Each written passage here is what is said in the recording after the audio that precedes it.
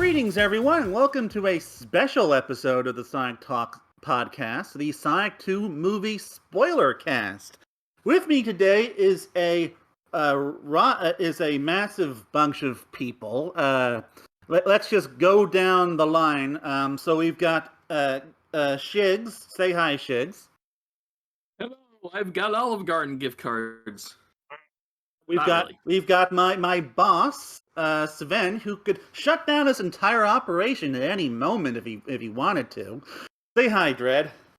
Hello, and if we deviate at any point from the official Sonic Stadium review score of 9 out of 10 in spoiler casts, we're going to have some words, aren't we?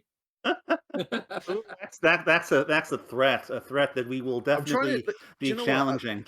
I've been watching a lot. I'm a new parent, so I've been watching a lot of trash TV, and the one that stuck with me recently is really old school kitchen, Hell's Kitchen with Gordon Ramsay. So I'm channeling a lot of Gordon Ramsay at the moment. Just being all angry and British. You're a real Gordon Ramsay person. That's what I got from your review. All right, and also to my other side in this virtual space that does not actually exist is GX. You don't go like GX Kid anymore. I keep wanting to say that it's just GX. It's fine. I don't know. My brand is just call me whatever. And surprise, we're all government agents. Hooray! And finally, finally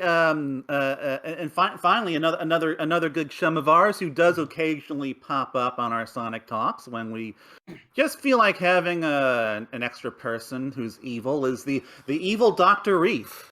Hello, coming to you live from Four Seasons. So, all right. Wait, Giuliani, I have set up a structure for this that's going to sort of divide the movie into like segments that we will discuss individually before we get into the weeds of characters and stuff. So, but first, before we get into that, we do need to establish, where we all stand here. I think we're going to again just start with Shigs and make our way down. So, Shigs, opening overall thoughts. What did you think of Sonic the Hedgehog 2? Oh, okay, going straight for me. Well, definitely better than the first one. Well, not like majorly better than the first one, I think. I mean, if the first one for me was about a 7, I think this one's about an 8 to an 8.5. The beginning and the first act and the final third act are the best parts of the movie. The middle, I think, dragged a little bit. My personal feelings, Knuckles was the best thing in the whole movie. He was both hilarious while still being serious and threatening, and that is an incredible balance to put for any character. I think Sonic himself was an improvement over this one. I mean, there was still a few pop culture jokes that didn't land for me, but I liked seeing his character mature over the course of the movie. Tails was adorable as well. Jim Carrey's Eggman, I really enjoyed in the first movie. This time, there was times where he just went over the top to the point where he almost could just look at the camera and mug at it, at times. I think he was just a little too off script for someone who's supposed to be pure evil person. Even though I know his character's supposed to be a bit unhinged and crazy at this point. There's scenes that I like that some people didn't like. Even I thought the Siberian bar thing was cute, the dance off. I know a lot of people didn't care for that. I also, like a lot of people, did not care for the wedding scene. Not that the gun twist was not a good surprise, but then it kept going for just 10 minutes of this Bridezilla thing that just turned into this Hallmark movie all of a sudden that just grounded the movie to a halt at that time that I didn't care for. But overall, I really enjoyed it. Very action-packed. I think that probably one of the best parts was just Sonic doing that run across the ocean to the island and almost getting killed because it's just really good, like almost a moment that you don't really see in like the Flash or Quicksilver's, and like as even with your top speed, it's still dangerous. It really showed, how the ocean and water could be a threat for him, and I really liked that. But overall, I really did enjoy it, Right. and that's my 2 cents. So, Sven, we're of course all aware that you gave the movie a 9 out of 10. Unfortunately, your review was on my reading list for this show, but I didn't get around to it, and so your reasons are going to be largely new to me. So why don't you just give us what do you think of it? Like, just go in depth for 5 minutes Well, first of all, I think it's or unbelievable less. that you haven't read the review yet. What a I'm shame. sorry. Eh? He's As Gordon tweeted it Ramsay said, enough. what a shame. What a shame. I read it twice. Do you know what? I can actually pull up the review right here and just read the whole thing verbatim right now if you really want to. No, we don't have time. Yeah, long story short, I mean, I was going back to the first film, I was very pleasantly surprised at how, like most Sonic fans, about how competent that first Sonic film was, but I don't think it didn't set my world on fire. It was a very competently made film. It wasn't cack, and I thought, well, that's the best I can hope for. And Ben Schwartz was brilliant as Sonic, and it set up some great stuff. That was basically my feelings on the first film. The second movie really just kind of ups the ante in every single way for me. I think is a much better film for me as a Sonic fan. And just in general, I just thought it was just a fun movie in general. I mean, as a general piece of entertainment media, it isn't going to set the world on fire, just like the first film. But there are a few janky parts here and there with some exposition problems and some pacing issues and things like that. But I think for Sonic fans, this ticked every single box, and it had everything you could possibly need. It had higher stakes. It focused on the right characters at the right time.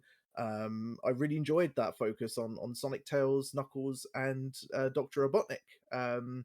But yeah, what was also I was also impressed by though was that they still made time for the human characters in a way that kind of both made sense, at least for me, with the wedding and stuff.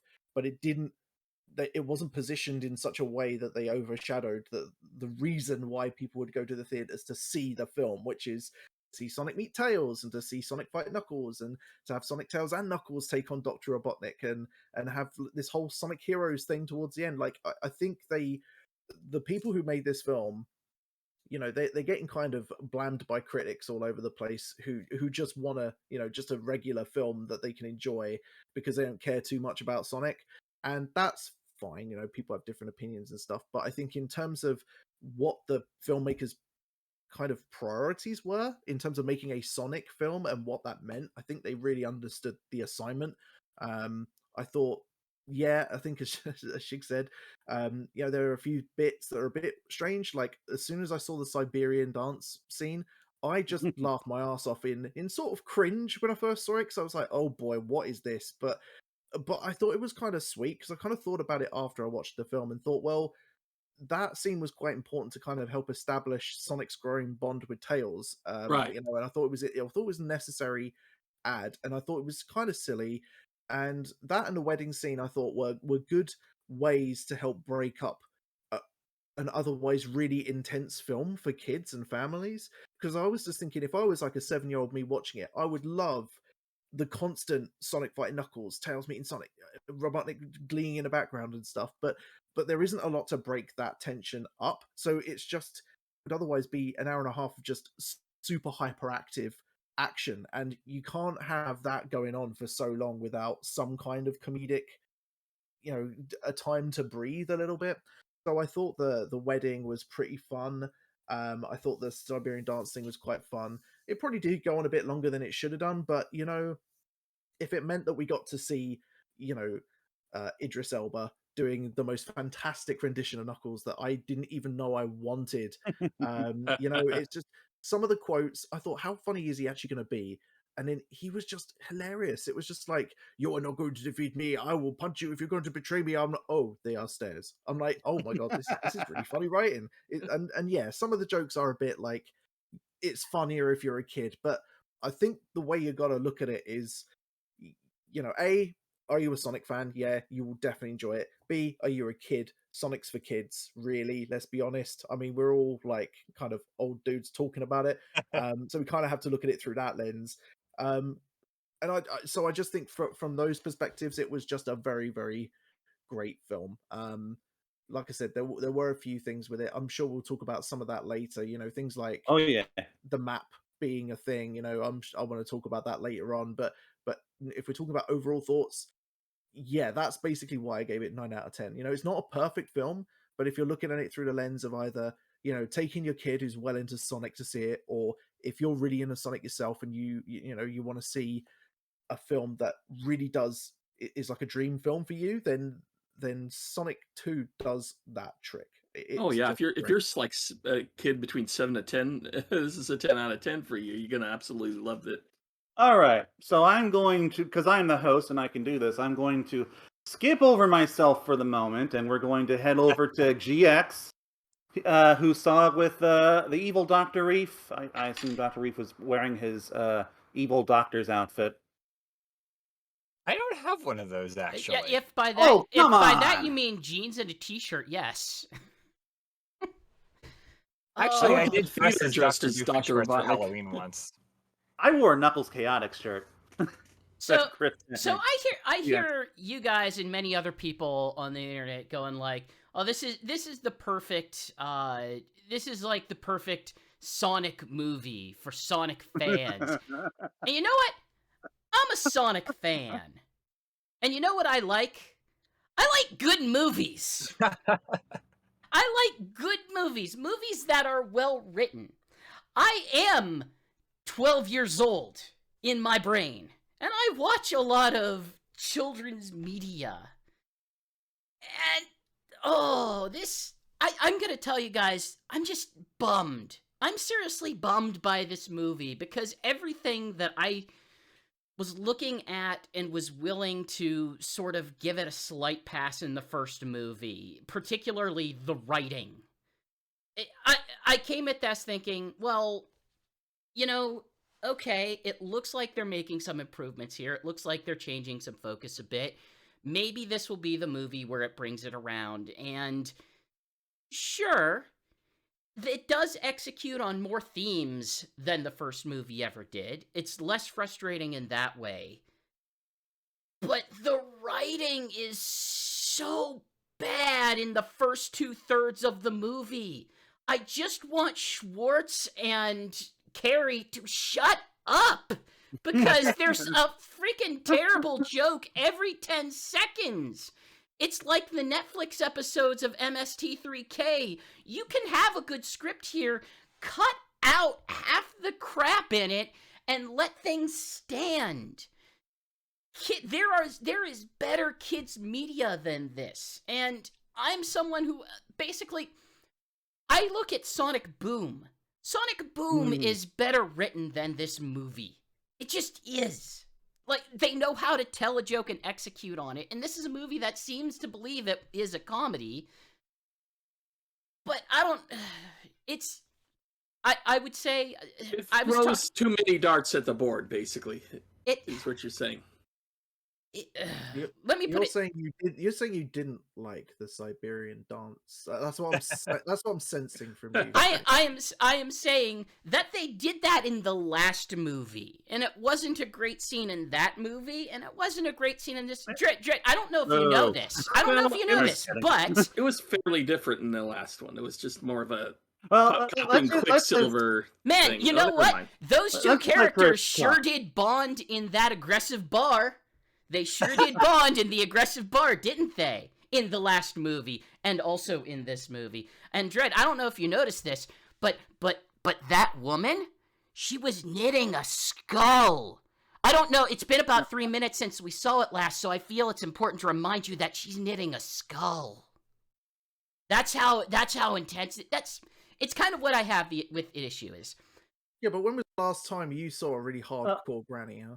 Like, who would knit? One Piece. One Piece. Every arc of One Piece, there's always a hardcore granny in One Piece, and they're better written than this. Huh. Maybe I should start watching One Piece.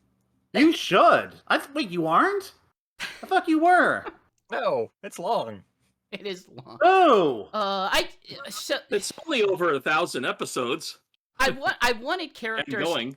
If I had to sum it up, I wanted characters to act like characters. I didn't want them to act like some version of a Looney Tunes. It's only Tom and Maddie who get to be the straight men, and everyone else is some weird goofball, and it just, it doesn't work. It doesn't work. It doesn't work as a movie. It doesn't tell a compelling most of a story, and it does you know what? If I'm going to be positive, it brings it around in the final third. The final third, I think, is solid. I think there are two themes that they really execute on. I think there are two really fantastic scenes. The scene of Sonic and Knuckles at the beach, I think, delivers on everything that it means to. And I think the scene of the emerald breaking with Sonic and Maddie and Tom is a really good scene as well. But everything before the temple just felt like an utter slog. And yes, people were laughing, but you know what? Like, I don't know.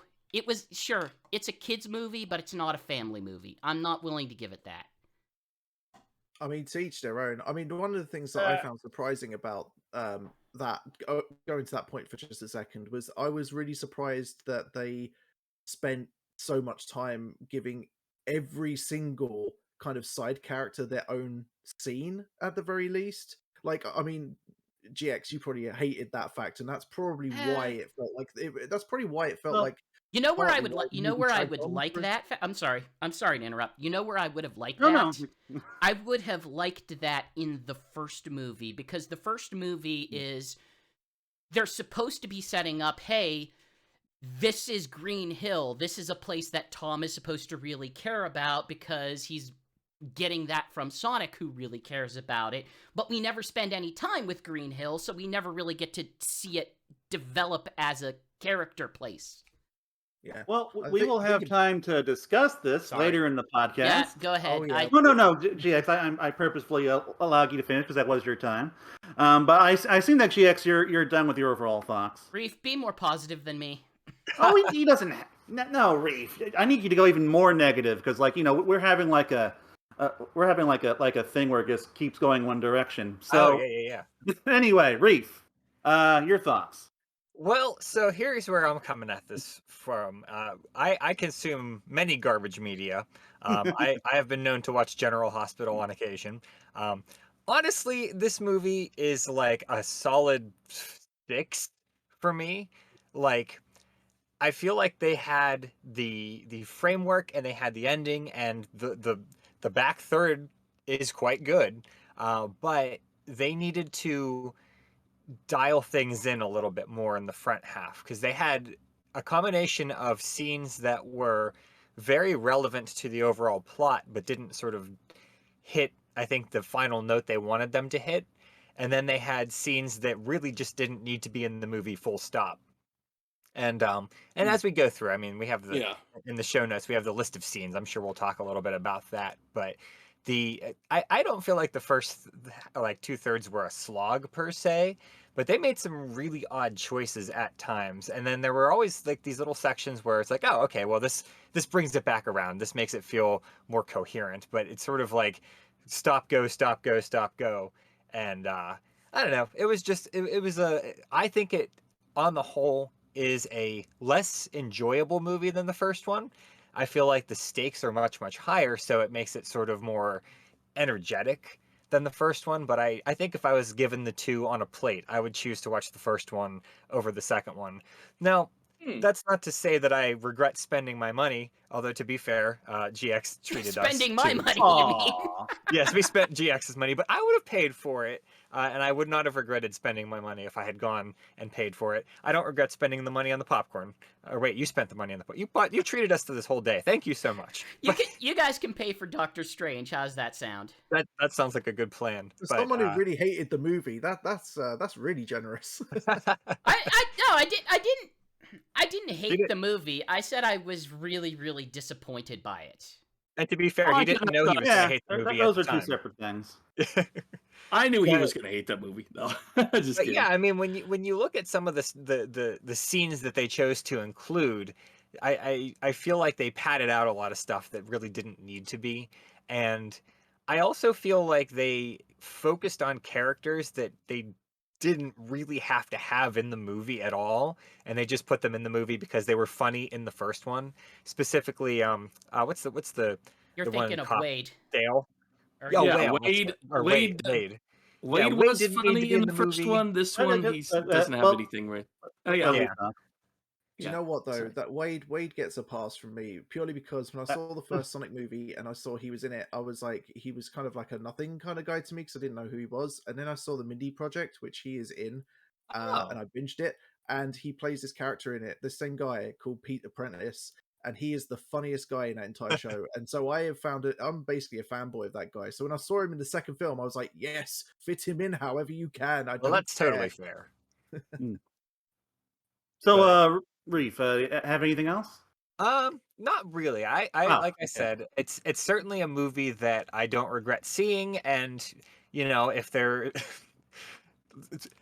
to preface the next thing I'm going to say, I should mention that I saw the first movie twice in theaters. The second time I saw it was at a drive-in because the pandemic had started and we all wanted to go see a drive-in movie. So if another pandemic rolls around and I have to go to the drive-in next month, then I would go see this movie again. I mean, in fairness, that could happen. Because, like, it's still kind of going. But anyway, I want to get kicked off YouTube or whatever. But Anyway, my turn. So, okay. So, I find myself largely in the middle of y'all. Closer to Jason than anybody else, to be fair. So, on the whole, I enjoyed it. I appreciate its more ambitious scope. Although I found that in terms of its story, it was not that much more ambitious than the first one, let's be honest. But, it doesn't really escape the first film's shortcomings. Like, basically, whenever Sonic, Knuckles, or Tails are not on screen, it's just... Everyone should be It's just asking not a where's very good Sonic, movie. Knuckles, and Tails. Yeah, okay, and Jim Carrey, I tolerated him in the first one. I tolerated him. Like, I recall saying... would go so far as say I liked him in the first one.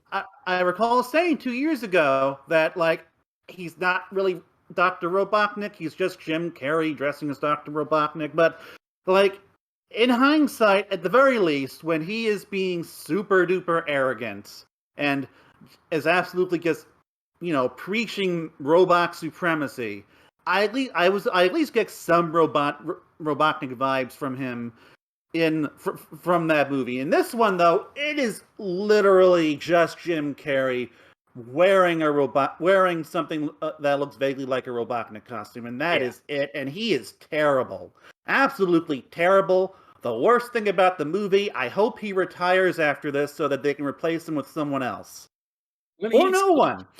But anyway, he sticks to the script. But problem is, he keeps going off the script and doing this improv stuff that lowers the stakes, in my opinion. I will have plenty of time to go over what I don't like about Jim Carrey, but I might as well just say the highlight right now. Like, when he jumped on top of the police car and started licking the windshield and barking like a dog, that was when I guess it just broke me for the next 10 minutes.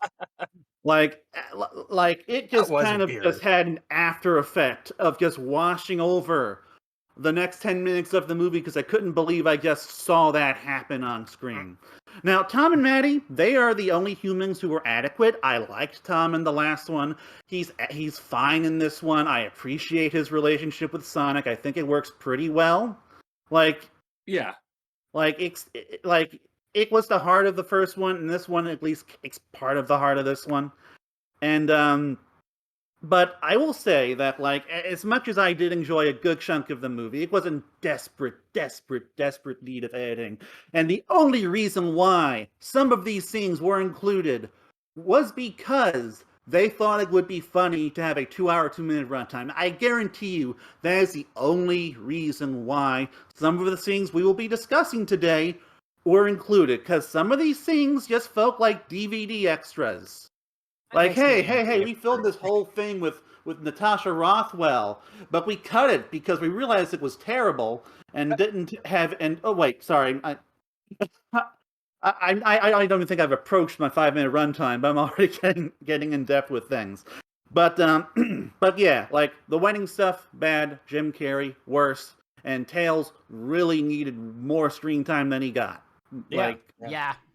like to go back to an article I wrote last year, February 2021. I said I want this to be a Tails movie, no Knuckles, because I want this to be Tails' movie. Because I know what happens when you add too many characters to a movie. Someone has to lose screen time. In this case, it was Tails. Like he got kind of just like a condensed version of the character arc he should have gotten. At least And it at least Sonic didn't dress in black and have a dance sequence. like what are you referencing? I'm referencing Spider-Man 3 and too many characters. Right. I thought you were like Oh. referencing a blackface thing for a second there. I was like, wait, what? Are you making up? Are you talking about blackface? No, What? I am not talking about blackface. That's the next movie. Wow, this took a God. turn. Anyway, so I think that's all I really need to say. Because I need to leave myself stuff to say for the rest of the show. So let us go into the movie proper by talking about what I guess would be the first 10 minutes. The introduction, our first time seeing Dr. Robotnik, and our first time seeing Sonic through his whole Blue Justice thing. Well, let's start with Sven. Sorry. Yeah, I mean, I thought the whole thing set everything up really nicely. I mean, it doesn't really. I know there's a lot of people. I mean, Chris and a lot of other people online as well. They and people even in this chat are saying, like, you know, the first couple of acts in this movie felt really bloated and strung along. But if we're talking about simply the opening scenes of this film, it really doesn't give you that impression. At least, you know, it basically just comes straight off the back of the first film. Just starts off in the Mushroom Planet and Robotnik just trying to get his way out. I thought it was really cool that one of the things that obviously answers is like, how the hell does he get off there and how does he meet Knuckles? And I don't know, like how he meets Knuckles is kind of strange. I was just like, how did I guess that's one thing that I was starting to think about is like, surely Knuckles and his tribe of guys, echidnas, they also have like these teleportal rings, I suppose, because that's obviously how he got to meet Robotnik in the first place, because they answered the call that Robotnik's big device ended up creating. I forgot about that. So I guess that was a question that I was like, hang on a minute, like, does Knuckles have these rings as well? And if so, like, you know, that Well, I think it's kind of just established in the movie that rings are just how civilizations get around. Like, it's basically like there's stargates or spaceships or whatever. And fun fact, I think that last episode we were talking about the comic book, and we did say that like the general consensus was that the comic book doesn't establish anything, and that's still mostly true. But like, at the very least, it does kind of establish how Knuckles came to meet these the masked guys that Dr. Robotnik took out. oh, yeah, okay. well, this is it. I was Be going to nice if they Right. explained who they were in the movie, you know? Yeah, They're that was aliens. the other thing. That Maybe I'll doesn't read matter. the comic, because that was my other question. I was like, who the hell are they? Like, they're clearly not echidnas, because, you know, later on in the film, it's explained that they're all wiped out apart from Knuckles. So I'm kind of like, who are these guys? So, you know, other Just than aliens. that kind of strange thing, it was nice. You know, it felt like it wasn't doing a preamble. It was just like, right, you remember the last film? Here's where we pick up. We're just going straight into it. And the Blue Justice stuff, I quite liked. You know, Yeah. I mean, it's all cheesy and stuff, isn't it? Really, it's just you know, laying the groundwork for, you know, what the themes of the film are going to be. Which is, you know, the last film was all about Sonic's this alien that appears on Earth. He's a real fish out of water kind of story, and he tries to find out who he really is, because And he's very lonely. yeah, he's very lonely. He doesn't know who he is really. Like, he doesn't know anything about his power, and he's essentially orphaned, really. And he's been living on Earth for like this longest time. And then he finds Tom Wachowski and becomes blah blah blah. Finds himself. So that was really the first film, and then I think the Blue Justice stuff and the rowboat scene with Tom that follows does a good job of really setting up you know, the new themes, which is, okay, so Sonic knows who he is now. He knows his identity, but what about and he knows he has powers, but how does he use them, and how does he use them responsibly? because obviously it's a kids film, really. These themes are kind of smacked around your head a little bit, like with the subtlety of a brick to the face. But it's fine. I thought it was fine. I thought it was fine. The Blue Justice stuff, quite funny. I did really appreciate, actually, and I don't know if this was an intentional reference, but I guess because we're talking about the Sonic movie where there's a million references to everything, I am taking this as read that it is a reference. But after Sonic bodges up that entire rescue scene, and there's all the manholes that explode with water, I immediately thought Sonic Adventure. So that's just a thing that happens in cities, Sven. Like all at the same time. Yeah. Okay. Yeah. Like just manhole bursts open because of gas or something. That's just life in America, man. Yeah. See, you're lucky you don't have our crumbling infrastructure. So really, Chaos is just referencing, the kind of structural weaknesses that appear in American civilization. But I really enjoyed like the Robotnik's whole Rube Goldberg machine sequence with the mushrooms and how he took out the Max aliens and stuff. Like that was probably his strongest scene outside of the outside of the climax, if not just the entire movie franchise. Like I was like, oh wait, is Jim Carrey actually gonna be better in this? Then nope. But at least that was neat, and I really did enjoy like Sonic trying to figure out how to use his powers. Like he's out, he's about, he's no longer trying to hide, so he's trying to find his place in the world, and he decides he's gonna be a superhero, and of course he completely botches it up. And the visual gags in this are just really funny. Sonic's interplay with the officer in the armored car, I really enjoyed that. It's it's just I really enjoyed that entire sequence. But yeah, like for me, like the intro in this was way stronger than what we got at the beginning of the first movie. I did really like Robotnik trying to make coffee out of mushrooms, and I immediately thought there's gonna be a throwback to this later on in the film when he meets Agent Stone, and he's gonna say, "Oh, this needs more mushroom," and then it happened, and I was like, "Yay!" And I didn't feel cringe watching it. There was a kind of a niceness to it felt comfortable. I was like, it was a brick it was joke. coming. So I was like, yeah, that's nice, So Chris, Reef, come on. I saw the text that came up on the screen to tell you what the location is, and my instant thought was, oh, you guys think you're a Marvel movie. That's so adorable. In fairness, they didn't give it some complex name. They just called it the Mushroom Planet. No, they didn't, but it's the same way that they display text on the screen. Not quite the same font, but dear goodness, it's like, no, guy, no. You don't get to just do that as if it's a thing. Better than a text scroll. I think it's a fine introduction to Eggman's I'm return. amazed at the things that annoy you. I would want to live your life and see. It feels like every little thing kind of annoys you. Look, I have a strong attention to detail, Jason. You should hear him talk about fonts. Yeah. We'll talk about fonts someday. But yeah, I thought the superhero aspect was a good introduction for Sonic. I think it makes sense for the character. I think this one was a bit too long. I may have been better.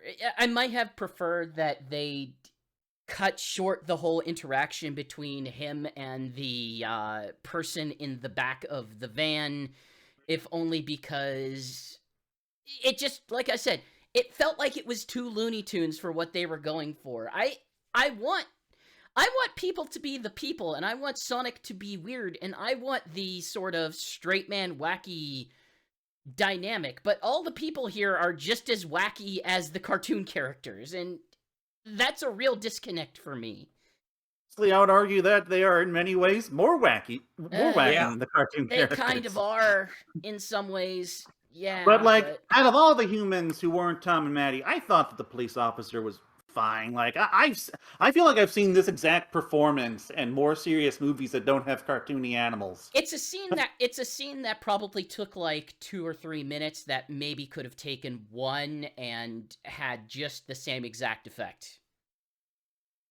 All right, Reef, what are your thoughts?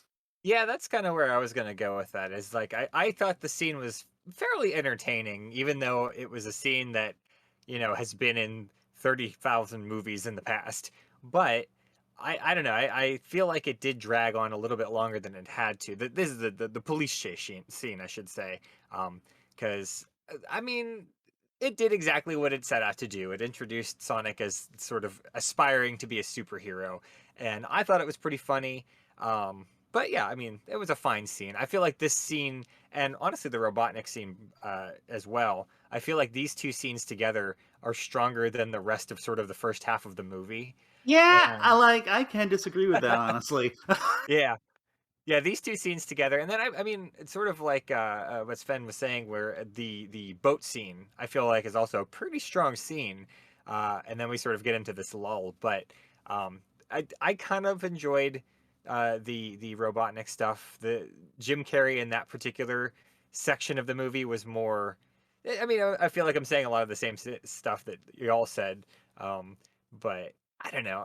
I liked this chunk of movie. This was a fine chunk of movie. I would certainly not begrudge it being a smidge shorter, but we got there. So Not to interrupt too much, but yeah, that the boat scene had real solid stepdad energy. yeah, It had Yeah. it is a solid, yeah, this is the stepdad interaction scene. I just don't know if I buy Tom as the dad character. Like it just felt like it was a bit. You know what sells him as the dad character? The moment at the wedding where he does the trick with the ring.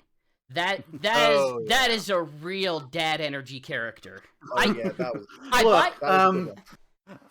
Look, I'm just gonna say it. I like the whole thing Sonic has going with Tom. I thought the boat scene was cute, well written. I thought that the talk he gives with Sonic is genuinely solid and a nice repackaging of the old great power comes great responsibility thing. It's just I'm okay being alone on this because, like I said, I love their interaction on the first movie. This movie sold me on the concept of Tom being a decent character. In the first movie, he was the straight man that just had to act alongside the CG character. And here, he has a role. He has a place. There is purpose to him. I think okay. I think I misread y'all. Oh yeah, I was gonna say I would even like them. Tom. Yeah, I wish there was more Tom and Maddie in this than there is. I remember. Like, again, going back, I'm going to be referencing this a couple of times. My article from last year, I said, okay, look, Tom is going to be a major part of this movie. That's just how this franchise is going to be built. And so, like, that's another reason why I don't want Knuckles. And, like, honestly, I was saying that kind of thinking, you know what? People don't want Tom. I don't think I want Tom. But now it looks like, man, this movie probably would have been better if Tom was just, like, along for the ride. Yeah. I don't know. I agree. I mean, I just tolerated Tom or any of the humans in any piece of Sonic media, whether it's the games, comics, movies, whatever. I'm like, humans. I'm not gonna get into an argument about this because if I start saying this, everyone will start Sven, we gotta get you into some Archie, man. We gotta get you into some Archie. There are some humans in that. I did a podcast of that with Alex and that one time, and it was just nah. But you didn't get to the good stuff. And by good stuff, I mean comic book stuff. I'm sure there's great stuff in stuff that Archie's done, but yeah. But you got to get through the first 30 to get there. Anything to do with humans, I'm just like, right, I'm just gonna ignore you, like, go away. And it was a kind of a necessary evil to have Tom and that in the first Sonic movie, so I kind of let that slide. So I was actually quite happy. I know we're probably kind of moving into the second part of this topic, which is Sonic and Green Hills now, but like a lot of this whole thing is just, I'm glad that they pushed Maddie and Tom to the kind of the background for most of the movie, because it's like the movie producers kind of understood where the focus should have been. So they were just kind of like, yeah, you still have a place, you still have a role, you still got stuff to do. The kids still want to see humans in this film, but just go over there, just go to Hawaii for a little bit, just go over there, just piss off over there, and let Sonic have the fun. And I'm just like, yeah, do you know what? I appreciate that. Good job, thanks. Well, thank God they didn't have Jim Carrey playing Tom, because I just would not tolerate his tomfoolery. You're funny, Jigs. Anyway, I'm so supposed to be the one They doing get the a damage. grown I'm just at gonna it, say Chris. it that Tom is like the best Sonic human character.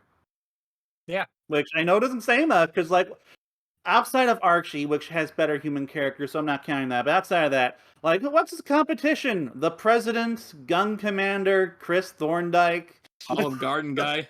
Olive Garden guy. Right. Let's call him by his real name. not No, Gun- no. Olive Garden guy. We will get into him We soon. will. That joke's not funny anymore. But anyway, so all right, and so like then Tom and Maddie they go to Hawaii, and like Sonic's all like, yeah, I got to myself now, and like I found the entire sequence of Sonic just making havoc in the house to be rather funny. Yeah, I thought it was funny and cute. yeah, I like, actually, it's a I nice- really it's like a the nice little little scene visual with gag. him pretending they're at an airport and them doing like the little metal scan. You know, as Yeah. a family, that scene was really cute too. I like that. Sonic is a kid, and they treat him like a kid. Yeah. Yeah, and he acts like a kid, albeit a kid who can clean very quickly. He's a kid, but he is still a Looney Tunes character. Yeah. I feel Yeah. like I've seen this exact scene in many different media in the past, so it was no surprise, and it was fine. It's fine. I mean, Could have been shorter, but it's fine. I mean, Chris, you mentioned earlier on about how some scenes seemed like recycled from the first film, and I think that's true of a lot of elements of this film. At least in the sequel, that there's many echoes here, like the Siberian dance-off being very similar to the bar scene in the first film. I felt like this, Sonic having a party as well is just very similar in style to, when we first see his little hideout at the beginning of the first film as well. When he starts doing like all the crazy stuff in his little hole in the ground or whatever it is, collecting all the comics and whatnot. So yeah, I think there's definitely like echoes and stuff and beats that kind of follow along the same rhythm, I suppose, as to the first film. So yeah, I think that's definitely what I felt, at least from that scene. It wasn't anything of interest other than Sonic's just having a laugh in the house. It's him. Yeah. It's him being him, but it is him being him within the context of, yeah, I'm part of a family now. Yeah. Yeah, Shigs? I had a question. Is his rings reusable? Because he kind of abuses that power of the rings quite a bit. I mean, Didn't I used to think so. once they were used, that was it, and he only had like a little bag of them. There's a But danger he's of reusing. There's a danger of us getting too deep into the mythology of Like, this. Oh, When I'm gonna it say comes to- if I ever had the cinema sins this movie, I could tear it apart. Well, like, look, I'm just gonna say it right here now. Certain plot holes, on the whole, at least to an extent, don't really matter, and we're probably gonna be talking about that in like, I don't know. Actually, we could probably talk about that now, because technically this is part of the scene that we're talking about, where Sonic, he's talking to Tom and Maddie in Hawaii, and like it's like daylight there, whereas it's night in Montana, and there's only like a 4-hour difference, and Yeah, so like there's only a there's like 4-hour difference in time, but there's a very slim window where that could happen. Yeah, there's a very slim window. If it's summertime, I could see that, but Yeah. otherwise, yeah.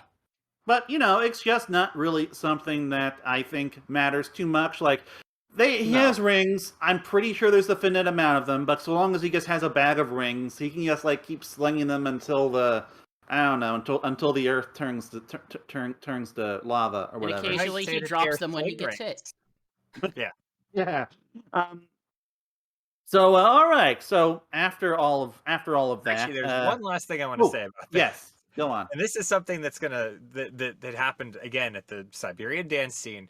Is I feel We're like not at that point yet. no, we're not. But I feel like they need to pick some new pop music, because I don't listen to pop music, and I recognized every single song in this movie, and B, they're the same like 4 pop songs that are in every child's movie and have been for the last 6 years. Well, Reef, Reef, it- are you dare implying that the directors and editors of this movie might be out of touch with the youth? I won't hear such a thing.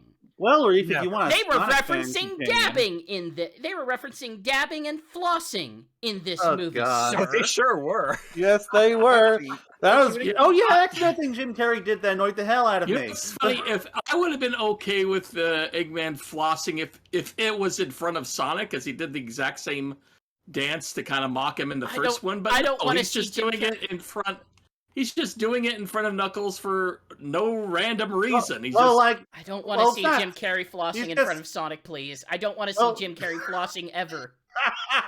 well, you already saw him flossing once. And to be fair, Dr. Eggman was describing Earth customs to Knuckles. And he's that's bad. not So- enough custom though. That's, So there was a reason for it. I do wish he hadn't done it, but I Yeah. get why. But anyway, Am I I will misremembering say that- that as a Sonic fan, I think they should reference some Crush 40 music. I No, would be okay with that.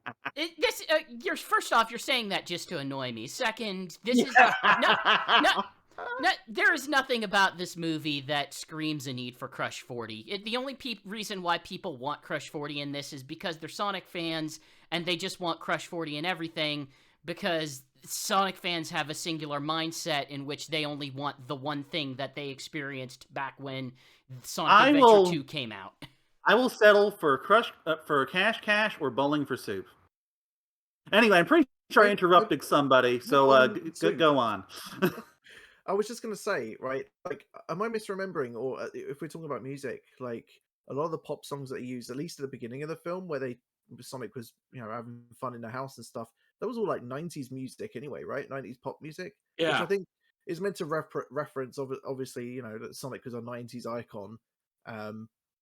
So I don't know. I quite like that, I They think could've it's played just a Toxic matter by of Britney Spears. this is some music that we have access to or that we can get for relatively cheap, and then they just toss it in. It's part of the Paramount music library. Yeah, Paramount's not really. This has more CG than the last one, but it still has less CG than a movie of its caliber probably would. Paramount's not the biggest movie house there. I think that this has a budget of 110 million, not counting marketing. Well, look, if it was a cynical way to try and draw in old '90s kid geezers like me to like the film more, then it did its job. So, well done, Paramount. Anyway, so I've been wanting to move on to this because it is where Sonic finally meets Knuckles and Tails, and also Jim Carrey comes back. And I'm just gonna open this by saying, this was the final moment until the finale where Jim Carrey was genuinely kind of intimidating for like, I don't know, a minute. Yeah. But like Knuckles' whole debut in this was just fire. It was awesome, and I loved it. And the fight scene was superb. Oh yeah. Knuckles is the best thing in the movie. The He thing I really was is. most worried about, was that like Knuckles was going to show up and they were going to have like a fight, and like Sonic was going to be on equal footing with him. But then Knuckles just trash cans Sonic, and they have to run away. And I love that. Yes. I mean, I know it's in the trailer, so everybody knows it already, but it's just the bit where Knuckles grabs Sonic in mid-spin and he just completely grounds him into the soil, and you're just like, oh my But yeah, when you have the sound system for that, Oh, it just yeah. sounds painful, you know? Like, honestly, sorry. Sorry. I was just saying, I saw that moment. Well, the whole film, I saw it on IMAX, so you can imagine how much immersion there was involved in that. When you're just gripped watching like two of your favorite childhood like cartoon characters duke it out on a massive screen like that, like it sucks you in really. And the tension. I mean, this happened a number of times, obviously, through the film, but that first encounter with Sonic and Knuckles was like Sonic was the cocky, arrogant guy because he's like, I've got this power and you don't have what I have, because obviously no one on Earth has what Sonic has. So he just assumes, yeah, Knuckles is just some goon I'm going to like kick about a bit. And then he suddenly realizes he's out of his depth, and when Knuckles just completely ruins him, it's just like, oh my god, like that is a suck you into the movie moment, like Oh for me yeah. right there. And like it does get interrupted by Jim Carrey being terrible. Like I've already mentioned the dog licking scene, but but then like whenever we get back to Knuckles, it's all like, ooh, this is really cool. I'm into this. I'm watching. Like Knuckles is like just chasing them down, punching through trucks, all this stuff, and meanwhile like Tails is trying to introduce himself. Like if we could back up just a minute, I Yeah. think my favorite part of that scene is where Tails runs him over with a Oh, police yeah. car. I like that Tails stole a police Yeah. car. That was a good Yeah. image. I also like that he ran over Knuckles and then Knuckles gets back up. Like, it incapacitates Like a him for Terminator. a minute or two, but he's not someone you can just hit with a car and, expect to have this all be done with. So Yeah. that was cool. I liked that. Like Yeah.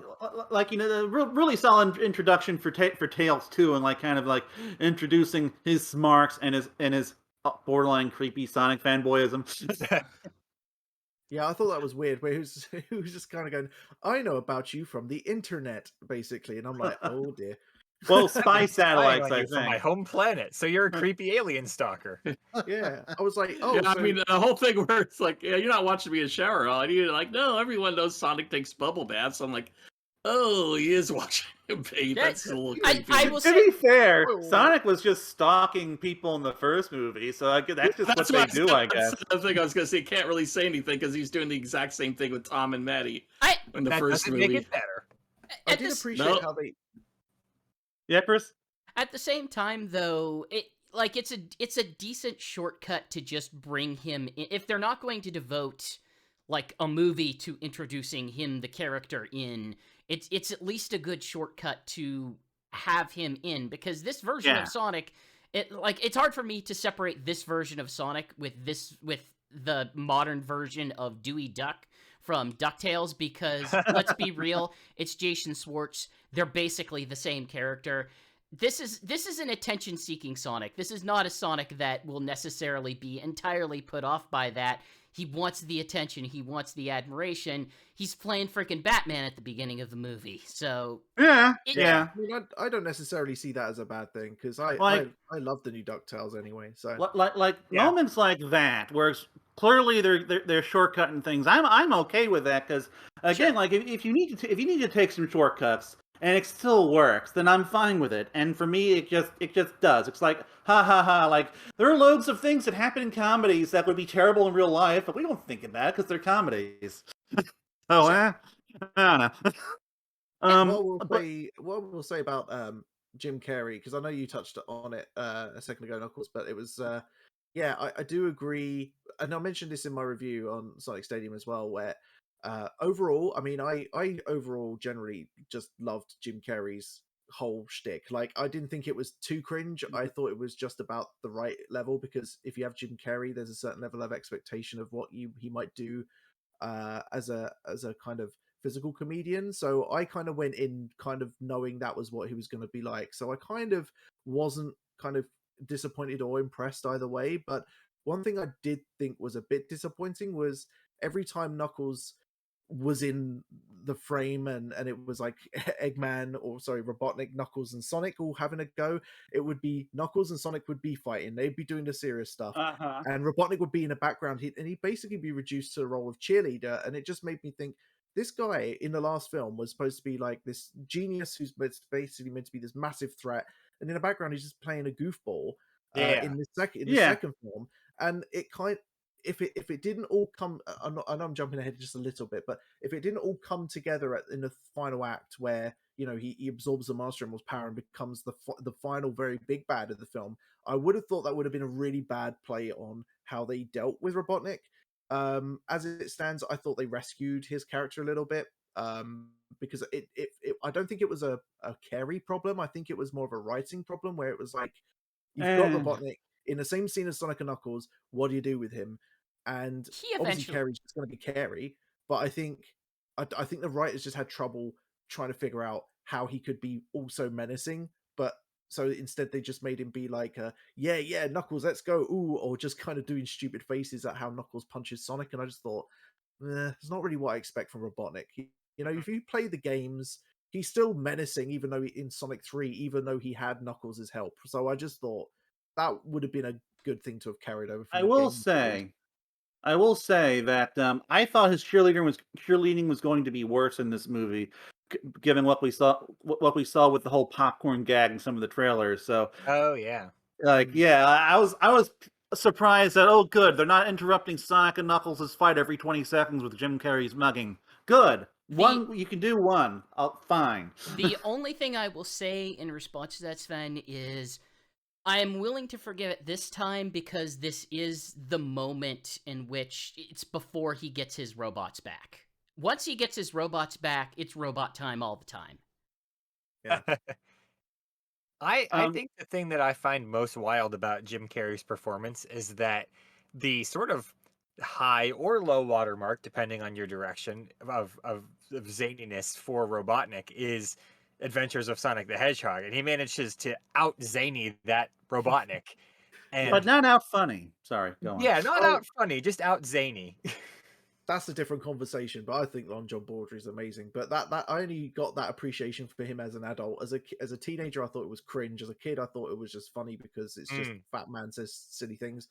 But yeah, actually, that's a good point. I just said about the whole cheerleading thing. I don't think, at least for me, I know everyone has a different opinion, but I think for me, Carrey was fine in the second film, but where and in scenes where it was just Robotnik and Knuckles, where they are stairs, and when Robotnik tries to like get Knuckles on his side and stuff after Sonic and Tails escape, in that chase scene, and almost any other scene where Robotnik isn't a third wheel, he does a great job at being like menacing, or at least like an equal partner in whatever Knuckles is trying to do.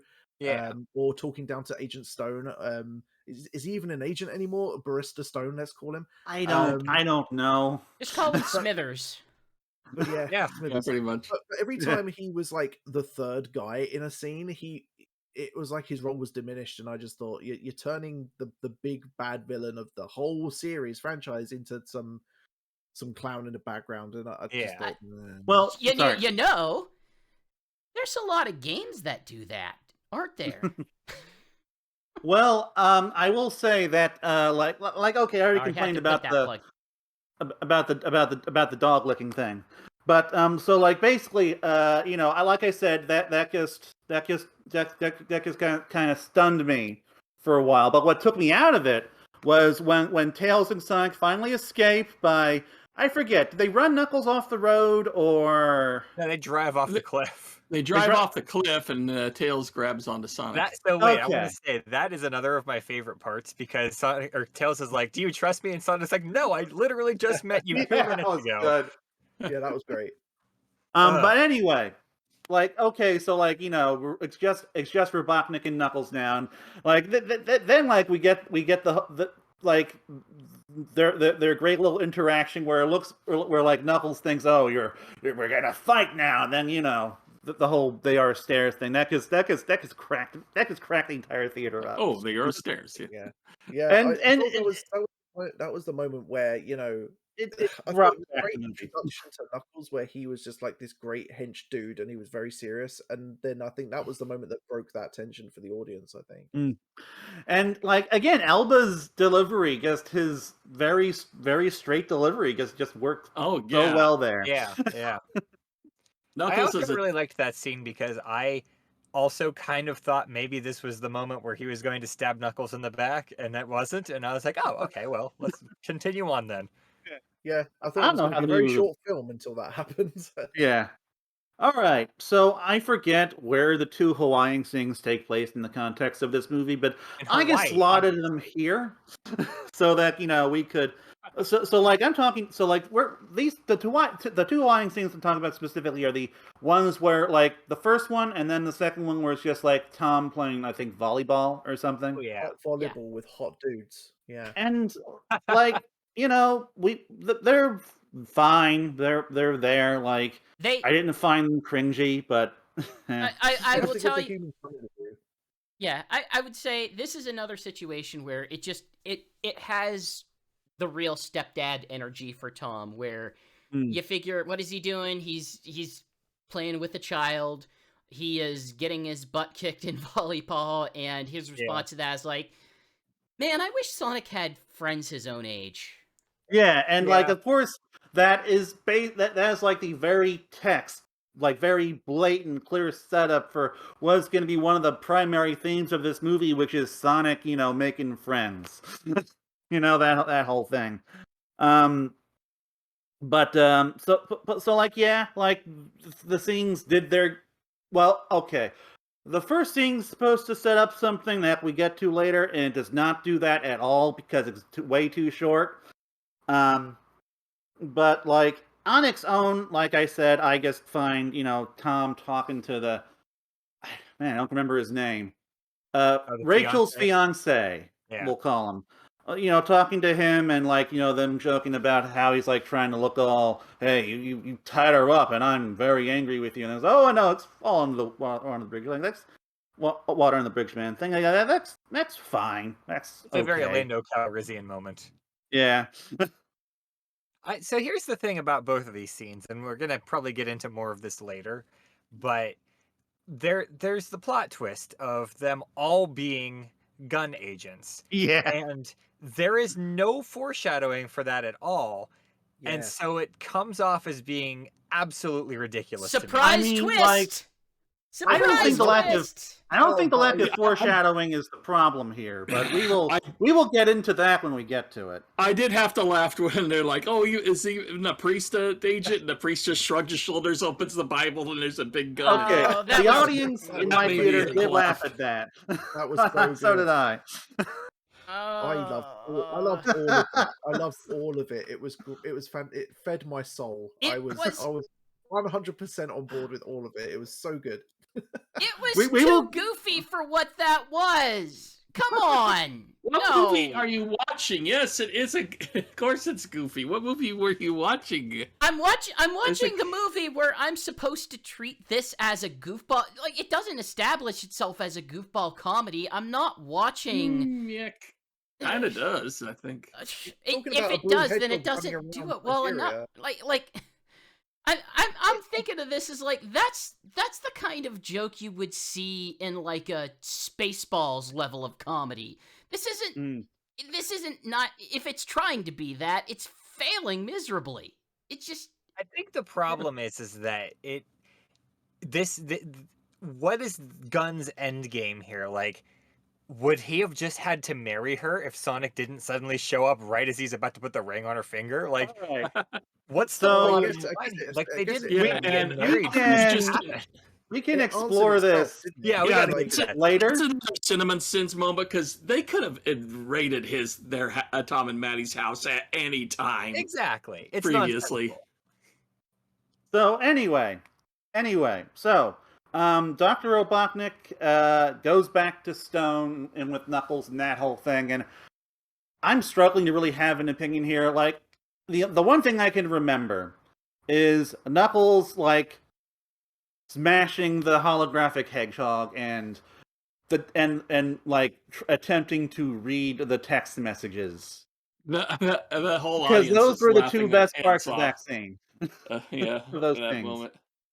Idris Elba's just very good in this movie, no matter what he's He's doing. so whether good. it's absurd or Yeah, serious. Knuckles just is a say- 10 out of 10 in this entire movie. I So, like- just loved every moment he was in. What Can are I just- y'all views of like everything involving Robotnik and Stone in this part of the movie? it's If I'm Full fine. being climax. honest, if Yeah, I'm it's being- It was if I'm- fine. Stone was fine. It was a little bit more dry than in the previous one. The scene where Robotnik abuses him again that was in the trailers was not in the final film, which kind of surprised me. Huh. If I'm being brutally honest, I know some people have said like this movie's too long and there's things that could be cut from it and stuff, and characters that are here that probably shouldn't be. I appreciate that they found room for every single character that at least I liked. But if you were to be like really critical to the point where you must cut every single bit of the chaff from here, I'm struggling to find a place for Agent Stone. And this is not me saying I did not like Agent Stone in this film or anything like that. I really loved Lee and his performance in this, and I thought I wanted him to be in a film, and I'm so glad that they found scenes for him to do and be a big part of, what Robotnik was doing. But it's kind of like some of these characters, and I don't know, like I'm struggling to kind of understand, apart from the fact that Agent Stone was holding a lot of Robotnik's stuff for him, in a kind of like big yellow storage company in space somewhere. That they could have just had that one scene and the Mean Bean thing, and then I think he probably could have just not been in the rest of the film. And I think people That's kind of what probably happened to him in the would've last been movie. If it were me, I would keep this scene and cut the second one with Wade, because this scene at least ends with establishing basically the way that Robotnik treats people in front of Knuckles. That's the big part of that scene is, okay, it starts to really show, okay, well, it's not that he cares about anybody, it's that he cares about his.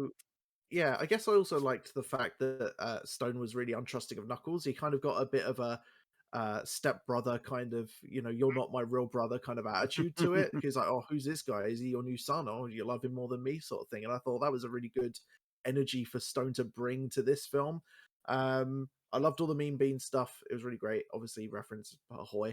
But can I just quickly say, when it comes to like the deal between Robotnik, Knuckles, and Stone, and the scenes that the three of them are collectively are in, I just want to bring up a line that is probably one of my favorites in the entire movie, which is just Knuckles going ... Yes, that is like everyone's favorite scene in that part of the movie. I prefer the one directly after where Sonic texts that he's home, and Knuckles just immediately says, "Oh, he's home. We're gonna go back." Oh yeah, yeah. I like that. He's not dumb. He's just naive of how the world. Yeah, he's this Drax. works. He's Drax. He's very Drax. His mind is all of that of a warrior. Even when Sonic saved him, he goes, "What kind of tactic is this?" And that is like a perfectly great way to characterize Knuckles, because like in the games he is supposed to be gullible and kind of ignorant of how things work outside of his little island, and so just it really does kind of feel like his game personality here, without them going into like a Flandersation territory where they just exaggerated too much, like they did in Sonic Boom. As much as I love Sonic Boom. Speaking of the cafe and references, sorry, I'm just pulling something from the Twitch chat here. Dolius the Wolf mentioned, was I the only one who saw the Rail Canyon reference at the cafe? I mean, I didn't see it. Is this the thing? I don't think I saw something like that. No, I don't think I saw that. I remember the second time they're showing the cafe and he's going through all the costumes, and there was there's like a French maid's outfit for Robotnik, and then the classic 16-bit outfit for him. That is the only reason to keep that scene, because that scene is pointless otherwise. We didn't even need Wade to show up again. We did not. I agree with that. 100%. But anyway, so all right, so Sonic and Tails they go to Wake's house and they like solve the whole map thing. Which what did y'all think of what they did with the map? I know that I know that I'm okay with it, but I know some of you were complaining in chat. Plot hole. You know what? Yeah. You mentioned it before, and I sort of agree, Knuckles, where you said like, there's a few plot holes or some weird pacing, exposition-y things that kind of don't make sense, but you kind of just got to kind of roll with it. It doesn't really matter on the grand scheme of things. And I think broadly, we're going to talk about the Siberian dance-off in a minute, but like, I agree, and stuff like that I don't really mind. But my rule is that if it makes you think about the scene or the movie as an entity, as a piece of media that you're watching, if it takes you out of what you're watching and it makes you go, hang on a minute, what? Then yeah, that is a problem. And I think the bit with the map was the only part of the movie where I disengaged with the film for a split second, just to kind of go, hey, wait a minute, like Sonic's had this map the whole they time, needed some kind of explanation for that. Yeah, because he's unfolded and looked at that map a million times without any magic hologram coming out. It's very much an excuse to just push along. It's like, okay, we need to know what the next scene is. what if he has to go get some sort of MacGuffin, a MacGuffin before the actual MacGuffin, as an excuse to take him to this, I don't know, snow scene that we wanted? Well, what if the map just does a thing? And it's like, if I have complaints about this movie, there's a lot of situations where something happens just because something happens. And this was certainly one of the scenes where something happens just because something happened. And they have avenues they could have approached to, like... Yeah, I mean, if it was like some kind of magic spell thing where the words Master Emerald coming out of Sonic made it happen or something. Or if it was just written in an alien language and Tails had the translator and it's like, oh, I know what this says, or because Tails is an alien in this. I just like to think that Wade himself was the key and he was magic. Oh, you know? yeah. Wade was Wade the whole time. So what you're saying is that Wade is the key to find the compass, to find the Master Emerald. That is it like in his DNA or what? It's deep, man. It's deep. You've really got to think about it. You know, it's some next level stuff going on. So what you're saying is the next movie ends with Super Wade. Oh man, I would love to see if Super we Wade. can have Super Jim Carrey, there's no reason why we can't have Super Wade. Let's make it happen. But yeah, there were clearly, I mentioned this in my review as well. So just to kind of touch on it, like there were points in the film where obviously the writers, I felt like in the first film the writers and the producers had done a good job of laying the groundwork for, you know, Green Hills, Sonic, you know, who he is, Tom Wachowski, their relationship, I thought, and all the side characters. I thought they laid down a good foundation and spent a lot of time establishing all of that in the first film. Therefore, I thought it was great that they were able to bring back Wade and Stone and a lot of these characters without so much as of a reintroduction in the second film, and I thought that was great. But even with that hard work in place in the first film, there was clearly elements where, you know, with the MacGuffin, the Master Emerald and the Chaos Emeralds and all the history behind it and Knuckles' past and everything, there were clearly elements where, for as much as the first movie set up, there were clearly still some expositional problems that the writers had to get around, and they had to try and figure out a way to make it works so that the audience watching the film could understand what the hell was going on and why Sonic and Tails were going to this thing and why this was happening. And I thought about this a lot, and the long and short of it is I don't know how they could have done it any better than they had, which is a shame because the map thing's a bit wonky. And, you know, seeing Longclaw go, oh, by the way, we were guardians of blah, and and Tails going off on one at the temple before he gets, you know, laser pointed and everything. It's all a bit clunky, really, but I don't know how they could have done it any better without it being an extra half an hour long, you know? Well, look, there's a movie critic I follow on Twitter, Ashley Lynch, and she recently said something that, like, I think tends to explain why I sometimes just don't think about plot holes for certain movies. And her thing is, hey, look, if a movie's working for you emotionally, then you're not really thinking about the plot holes. And for me, what I appreciated about that scene was that we kind of got a reminder of Longclaw's whole deal. And I don't think that, I think that the movie did need to do something to kind of remind us of Longclaw beyond just like some quick references to the previous movie. I'm itching to respond to that because something needed to, because the first movie sure didn't. Bang! First movie didn't give a crap about Longclaw. It spent 2 minutes to Disney the crap out of her, and then Sonic was off on another adventure. It kind of softens the blow, or it kind of softens the impact in this movie, because if I don't care about Longclaw in the first movie, if she just exists to be there, to then suddenly say, well, she's big part of this big whole mythology, you didn't make me care in the first place. Sorry. I think the solution to the problem would have been to just have Tails bring along some kind of like, oh, I have this hologram that was left behind by a mysterious something or other, and it turns out it's Longclaw. I don't know. There are definitely ways that this could have been written better. Even in the prequel comic, Tails visited Longclaw's house for a short time. all this thing needs was just a scene, like a flashback of Sonic thinking about his time with Longclaw to establish this is the type of mother-son relationship I have with her in order to make the whole I have lost my mom element feel meaningful. That's what they needed. It's what they needed. All right. Yeah, you're right. In any case, so they go to Siberia. And I had, like, pretty mixed feelings about this whole scene when I first saw it, and then I slept down. I was all like, you know what? I think I liked it just fine. Like, I definitely did get American biker bar vibes from this, but, like, I don't know. Like, it was certainly goofy, but it felt in line with with the movie's overall tone, to be frank. I gotta say, like, Go on. the scene itself had the scene had a checklist of things that it needed to do to sort of camaraderise, that's not a word, but I don't care. You know what To you mean. bond Sonic and Tails together. And Yeah. I think that they could have achieved the same goal and shaved off 6 or 7 minutes from this scene.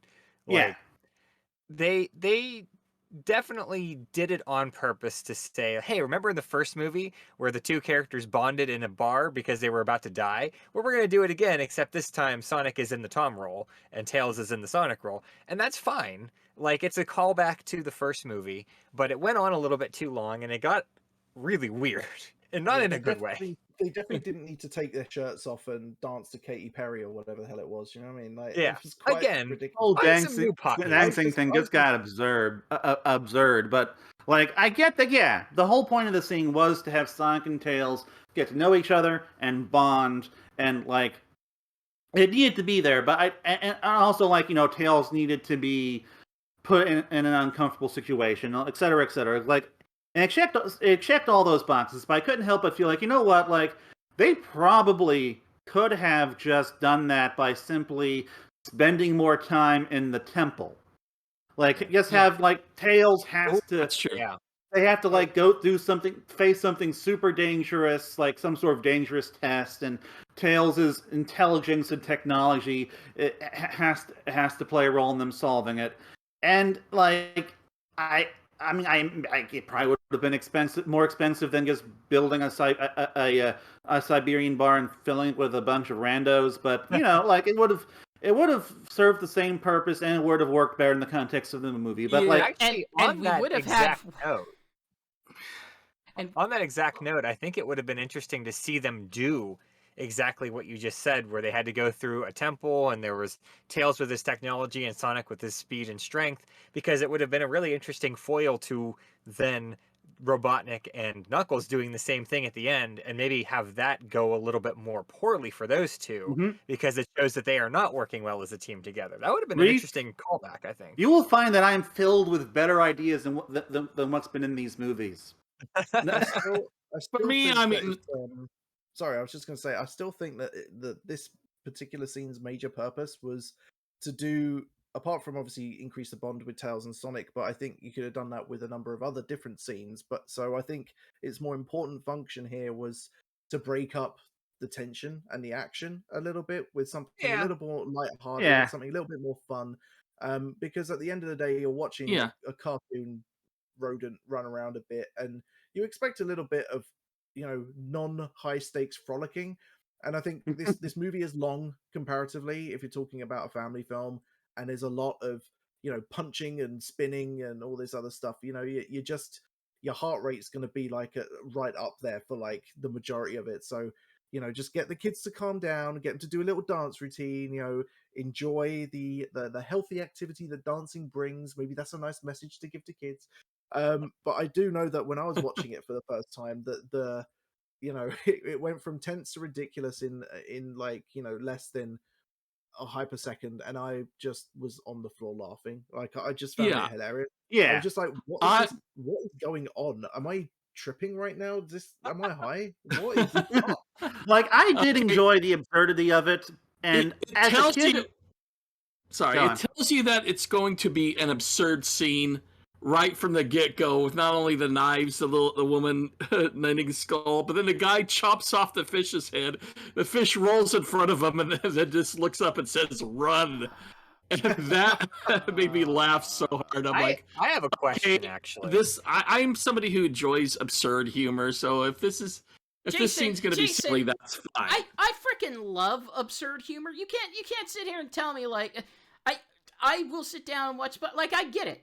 But this movie isn't freaking SpongeBob. It's not. And if it was going to be, It's a then it children's should. movie, Then so it yes, should. there Oh, are no, no, gonna no. be times where it can Dude, be like, no, No, dude, no, no, no. dude, no. If it's gonna be frickin' SpongeBob, then it has to be frickin' SpongeBob from the beginning to the end. They can't just shift wildly between these and expect it to flow through. It's not consistent in this way. Pick a lane and stick to it and focus on making that lane better. Instead, it's trying to jump between a whole bunch of different things, and it can't execute on one of them to its optimal degree. I enjoyed the absurdity of the scene, and as a kid, I would have loved this.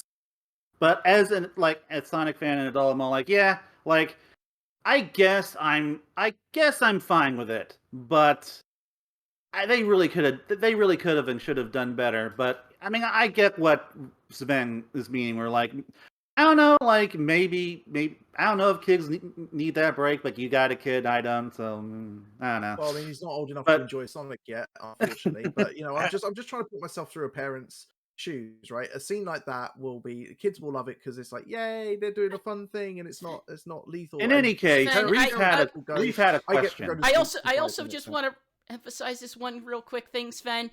Kids like garbage. Like, as someone who is a kid and who likes kid things, kids really like garbage. They don't have a level of experience to be able to get used to certain things and develop tastes. That's why kids love fart jokes, and it's great that, yeah, you get to say, oh, the lady smells like poop. That's hilarious, because that's what kids have. As a kid, I liked Men in Black 2. I liked I liked Jingle All the Way with Arnold Schwarzenegger, and I liked Cool Runnings. And I still Wow, like you Cool did like Runnings, garbage. but I mean, look, I didn't say the scene was good. I just said that kids might enjoy it, and parents will get to fall asleep for 5 minutes and catch fall. I don't So, think you know.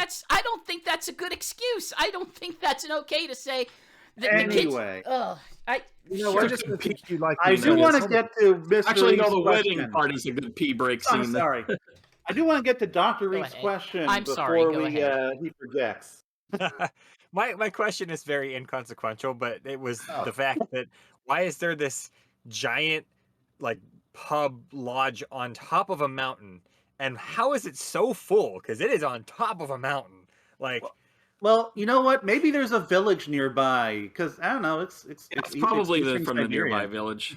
I You bet think it's a they'd all be front living for, in the like, village some right kind of now, though, drugs. right? I don't know. I'm just saying. I mean, I kind of agree because if there was a village nearby, you'd think all the people that would be in the bar on a night like that would be in the village, right? Yeah, and they should have Well, just built the bar in the village. It's The safer. best moment of this entire scene was Sonic and Tails going to sleep. Sure, that was I thought that was cute. really Yeah. good. I I thought thought that was Cute. Yeah, really it kind good. of mirrored, Tom taking care of Sonic in the first movie. Yeah. And, even with him being cut off because Tails fell right asleep, and then sleeps up next to him, and then little Tails cover Little Sonic, and that's Tails, really cute. yeah. No, actually, this is a broader point as well, which is it made me realize like the models and obviously the CG is much better in this film than the second film in terms of the models and the design because they're obviously not walking back a huge horrific.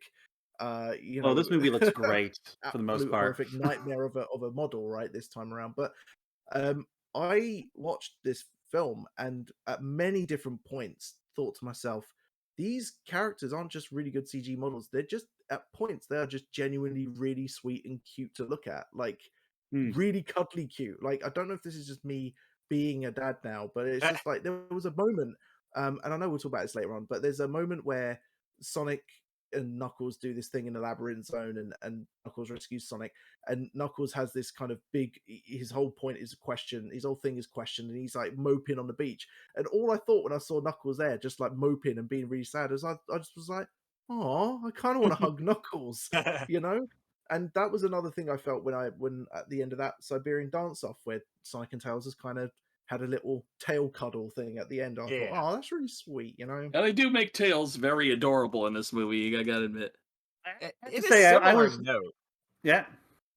The other thing I was very impressed by was their eyes, because I noticed several times that their eyes had reflections in them, and not just like, annual, like they did a really good job of trying to map, oh, this is what the light would look like. It was like they did a good job of ray tracing their eyes, basically, with stuff that wouldn't have existed because they're ray tracing from an angle that the camera is not shooting at. So I was kind of impressed by that, to be honest with you. I will say, I'm gonna ruin yeah. the whole scene for you guys because I want you to just take a second and imagine the entire scene, every fight with Knuckles, and then put old Sonic there and Tails and Knuckles in that style as well. Enjoy. Have that in your head. Live with that. I will say that I was not expecting the dance sequences from the music video to actually be from the movie, especially the Tails clone stuff. I thought it was going to be an Oh, end boy. scene where there's a party after the, Mm. after Dr. Eggman's defeat or something. That would have been a party scene, not in the A middle of the Shrek movie. dance party, yay! I'm sure one of those dance moves as well was like lifted from like a tag move in Sonic Advance 3 or something as well. Like I was just like looking for clues there, kind of like, is that from Sonic 4 Episode 2? Is that from Sonic Advance 3 where they just do the little tag moves that they got in the game? Kind of cool. Sonic Adventure reference, and Do you that's got- all I needed to know. Do you guys want me to be positive about one aspect of this? Or do you want me to Yeah, maintain sure. kayfabe and just I be want you to be reasonable? positive about anything. Chris, I want you to be honest to yourself and your true feelings. I Look, laughed as mostly someone who because you said doesn't- kayfabe. Yeah. As someone who doesn't like absurdist comedy, I think you need to stay in character, Chris. Sure. He likes absurdist comedy. Yeah, I've never watched about 15 years of Adult Swim. I hate absurdist comedy. I haven't memorized like 40,000 Space Ghost quotes and Aqua Teen quotes. The thing that shocks me most about you is that you like Xavier Renegade Angel.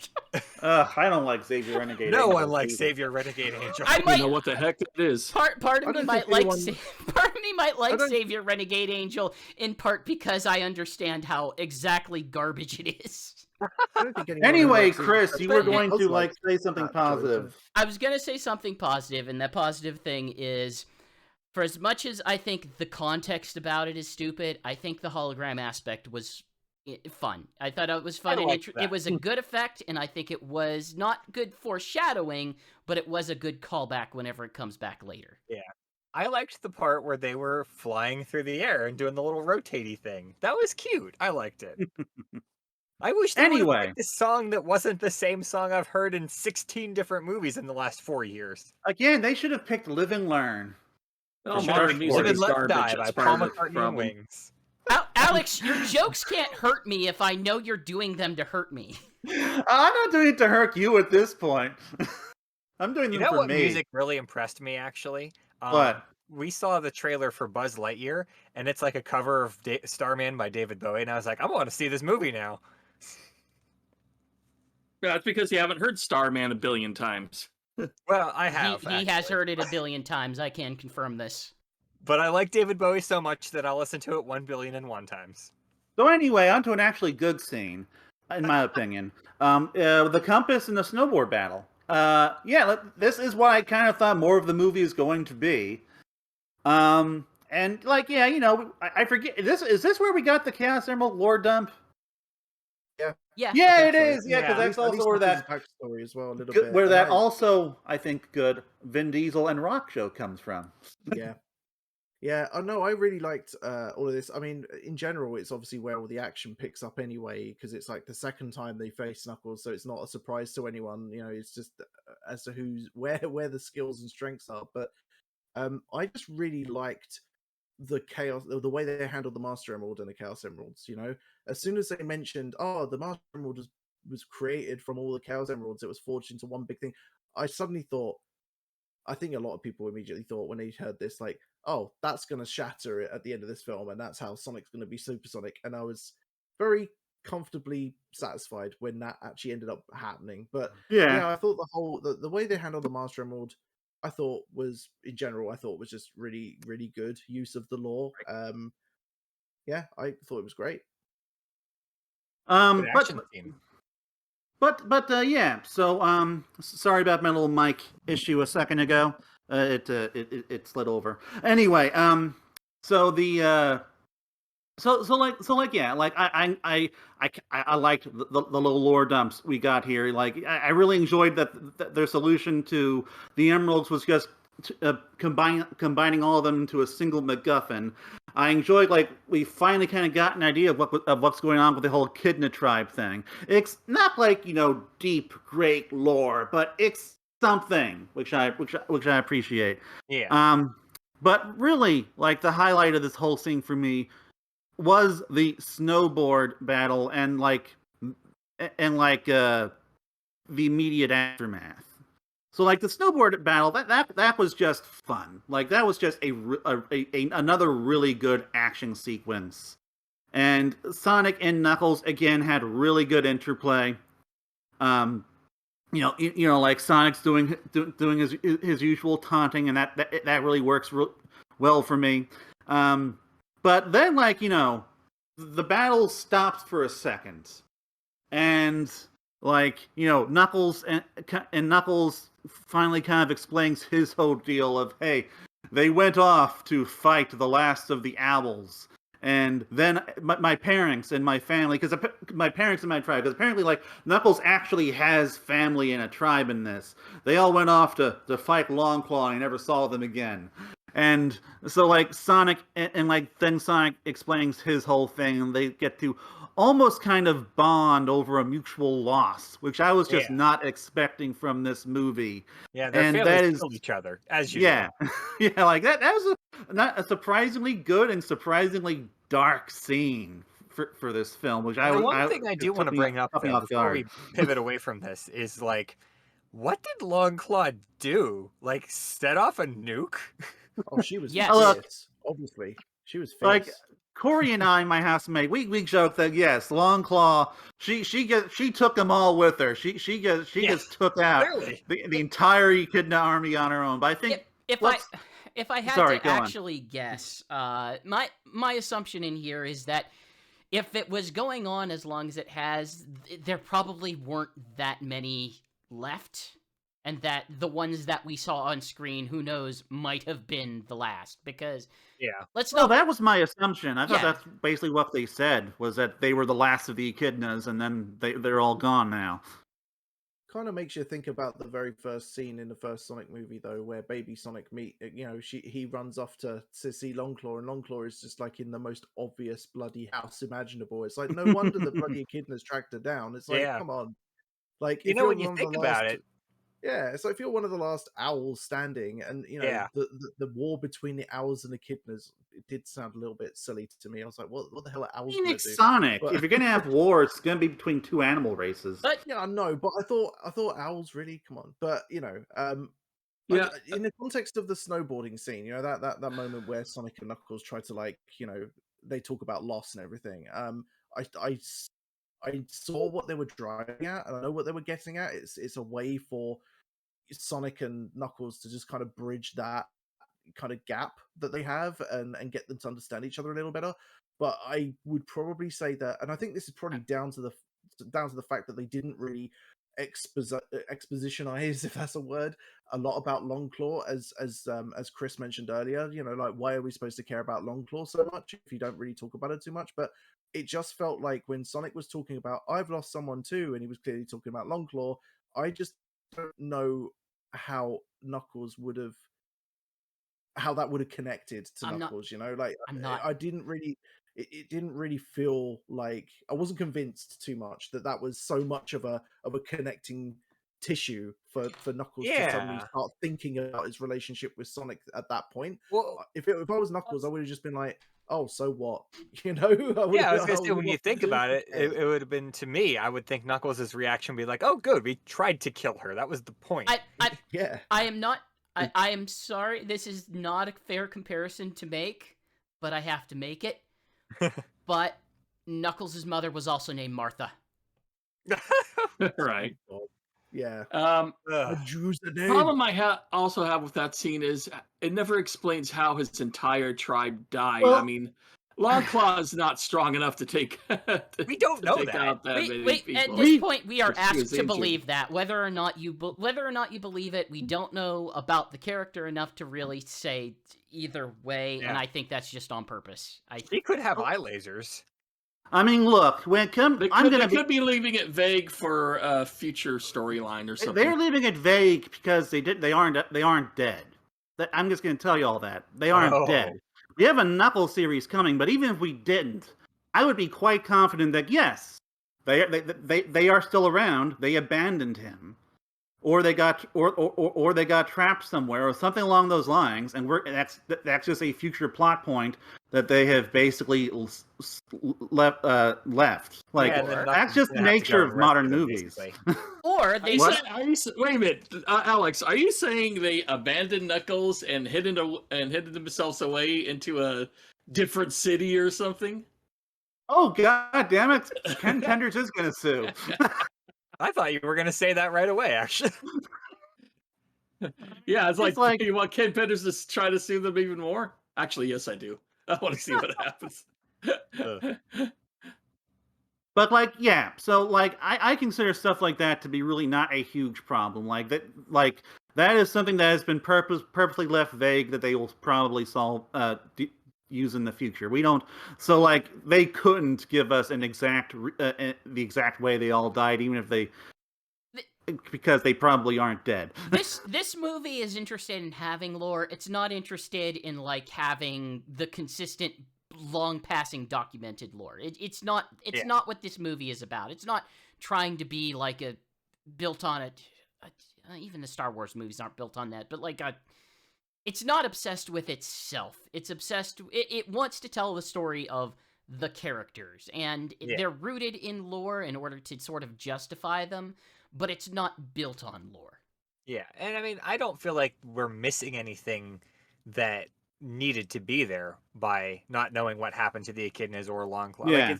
The implication is that they killed each other and that was the end of it, and that's fine. Okay, I can get behind that. I'm just kind of surprised that Knuckles found empathy in there merely because they were trying to kill Longclaw.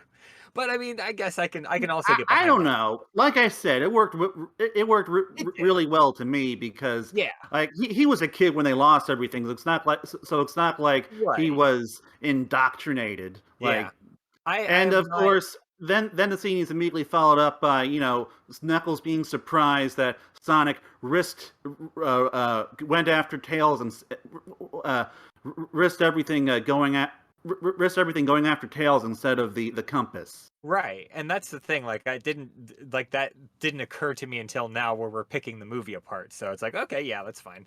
But yeah, and then there was that too. I thought that was a really important moment where I feel like Knuckles sort of got more of the Sonic character. He was oh, this is a person who cares more about his friends than he does about this little doohickey we picked up. So that's something I will file away as Knuckles. And then Jim Carrey, he's probably one of his few good moments in this part of the movie, where he just says, I forget exactly what he said, but basically it's because he's weak or whatever, and Knuckles just gives him a look oh, that's a bit of a red flag. Yeah. Huh. I mean, not enough red flags to not work with Robotnik, but okay. I mean, it sets up the saddest possible moment in the movie whenever Knuckles just looks up and is in, but we're friends. Yeah. But okay, so it's time to get into the scene that we're probably going to be talking about for longer than the scene actually went. If yeah. So okay, so Tails gets hurt. Sonic saves him, and he's talking to Tom, and the whole thing where he's talking to Tom, and Tom's trying to get the whole ring, and everything. I laughed at that. I did laugh at that. Out of it, honestly. I knew it was coming. Because, he did the whole thing trick with the ring. Yeah, that was telegraphed so hard. But, still enjoyed it. Yeah. But, so, unless anyone has anything to say about that, I just want to get into the nitty-gritty bag stuff. I mean, a lot of that was in the trailer, so it wasn't something we weren't expecting anyway. So, let's all get right. into the stupidest Shyamalan of them all. Yeah. Yes. Okay, so turns out that the whole wedding was a front by Gunn to capture Sonic, which Somehow. wow, like Somehow! We're gonna like count. Sonic. Really? Because you know where he lived for Yeah. like a year or two. You couldn't have gotten him any time during that time. Like, Wait, you Have didn't- what I been was done. just You didn't thinking bring after him the to the fact wedding? is like, what would have Yeah, happened were if they Sonic? expecting them to invite Sonic to the wedding? What The would have thing happened if is, Sonic they had just could not have shown done- up? The thing they could have done was to, like, get Tom and Maddie to the wedding and Sonic is home alone and just swat the house and get him there Yes. while they were. That would have and worked better. because they got guns. So, for as much as I think this scene is And then you would have had both Gunn and Robotnik and Knuckles chasing after Sonic and Tails. For as much as I think this scene, this whole plot point is dumb and contrived and only exists so that they can have their stupid Warner show that we're making cinematic universe too. We're gonna tease the next movie in this movie type of thing. I mean, they need to have Gunn at the wedding for that. Gunn could have just showed up later and be like, "We're guardian eunuchs of nations. We're here to take down Robotnik." Like that's all they needed. You could They spend didn't need time. a whole You wedding could spend for that. time in the next movie just introducing them, and it would be no less valid than this one. But Yeah. with all that said, with all of that said, with as much as I think that this scene was so freaking stupid and unnecessary and padding and added absolutely nothing except to ruin the Olive Garden joke. I like this. I disagree with that. I Because loudly disagree with comedy that. comes in 3 parts, and if it's not funny once, if it's not funny the second time, it'll be funny by the third. And the fact that he's still shilling Olive Garden after the first movie made me crack up. Comedy of threes does not work between 2 separate movies, Jason. I That is not how it enjoyed works. the whole I enjoyed I Olive disagree. Garden Command. I enjoyed Olive Garden Gun Commander's whole bit. I'm just gonna. I chuckled. I was like, he just kept sticking to it, like, oh, cancel my 5 o'clock. You know what this? Okay, I've got gift cards. okay. Number I'm one. sorry, but that this- just cracked me up. This is the studio playing into a meme, and I freaking hate when Business Dad tries to get on our memes. This is like I've never seen an Olive Garden meme on neither the have line. I. I have- don't know what you're talking about. I absolutely have. We heard. let's- Go ahead, Let's Sven. be honest. I was just gonna say, like, let's be honest. The Olive Garden joke at the end of Sonic 1 was shit anyway. So it's Yeah! good that they Yeah. actually made a That's good why it was joke out of funny, it. because it was a terrible joke. And this one is like, oh, you liked our terrible joke. What if we inject the terrible joke at least 3 times? Like, I don't... No, it was funny This because it was off the cuff and it sucked. Now This it's is the not funny Olive Garden because... joke Of- I So, didn't you know, like in was Portal- the first one. So in Portal, we had the cake is a lie, and that was, Wait. all over everything forever. And so when they made Portal 2, they deliberately didn't put that joke in because they were like, well, everyone's already heard that joke, so it's not funny Well, anymore. It's not, And it's that's not the same even- thing that fairness, happened with even- Olive Garden. The It's first, not even the that they first, made a. It's not even that they made an Olive Garden joke in the second film. They just said, "Oh, it's Olive Garden guy," and I was like, "Oh yeah, it's Olive Garden guy." And I was Yeah. like, That's, quite you know, funny. that's Anyway. fine. But then they kept pushing, like, They had one other Olive Garden joke mean- after that. Now it's just Olive Garden guy having a reservation at the Olive Garden, which No, again, he also said give them a gift card or something. which is clear, which is I don't know, like it's just he's a stupid character, and like it just works in that stupid way I think for me. we also have It was to funny for consider- me, and I guess it was funny for Alex, so I guess it worked. I think we also have to consider the fact that it may have been funny, but the whole rest of this scene and Oh sequence yes, around it was yes. so yeah, bad. Okay, yeah, so I let's mean, get to the yeah. rest of the scene. All right, I like so it. I like the whole basically, film. Okay, like, actually, can I get to the point that I was going to make before? oh yeah, here, go. There were two moments in which that got like authentic, real laughs out of me in the movie. 2 moments that I did absolutely adore, and you might be able to deduce my personality and my taste in humor from these 2 moments. First moment is anything Idris Elba said, because Idris Elba is a gem, and he basically saved this whole movie for me. And 2 was the single moment of Rachel driving a golf cart into the wedding arch, having it explode while in slow motion she is chugging champagne. That She pulled a handbrake turn. Yes. That was so stupid. I did have to love it. Yes. I did love that. Yes. Okay. Anyway, My favorite part was love how it was all on fire for no reason. I hated most of Rachel's whole thing. I'm Oh sorry. no, Like, Rachel! sure. Rachel is a punch. She is a walking punchline. But that moment was at least some amount of delivery on it. It's like, okay, this is so over the top. It's wrapped around. It's like, okay, you know what?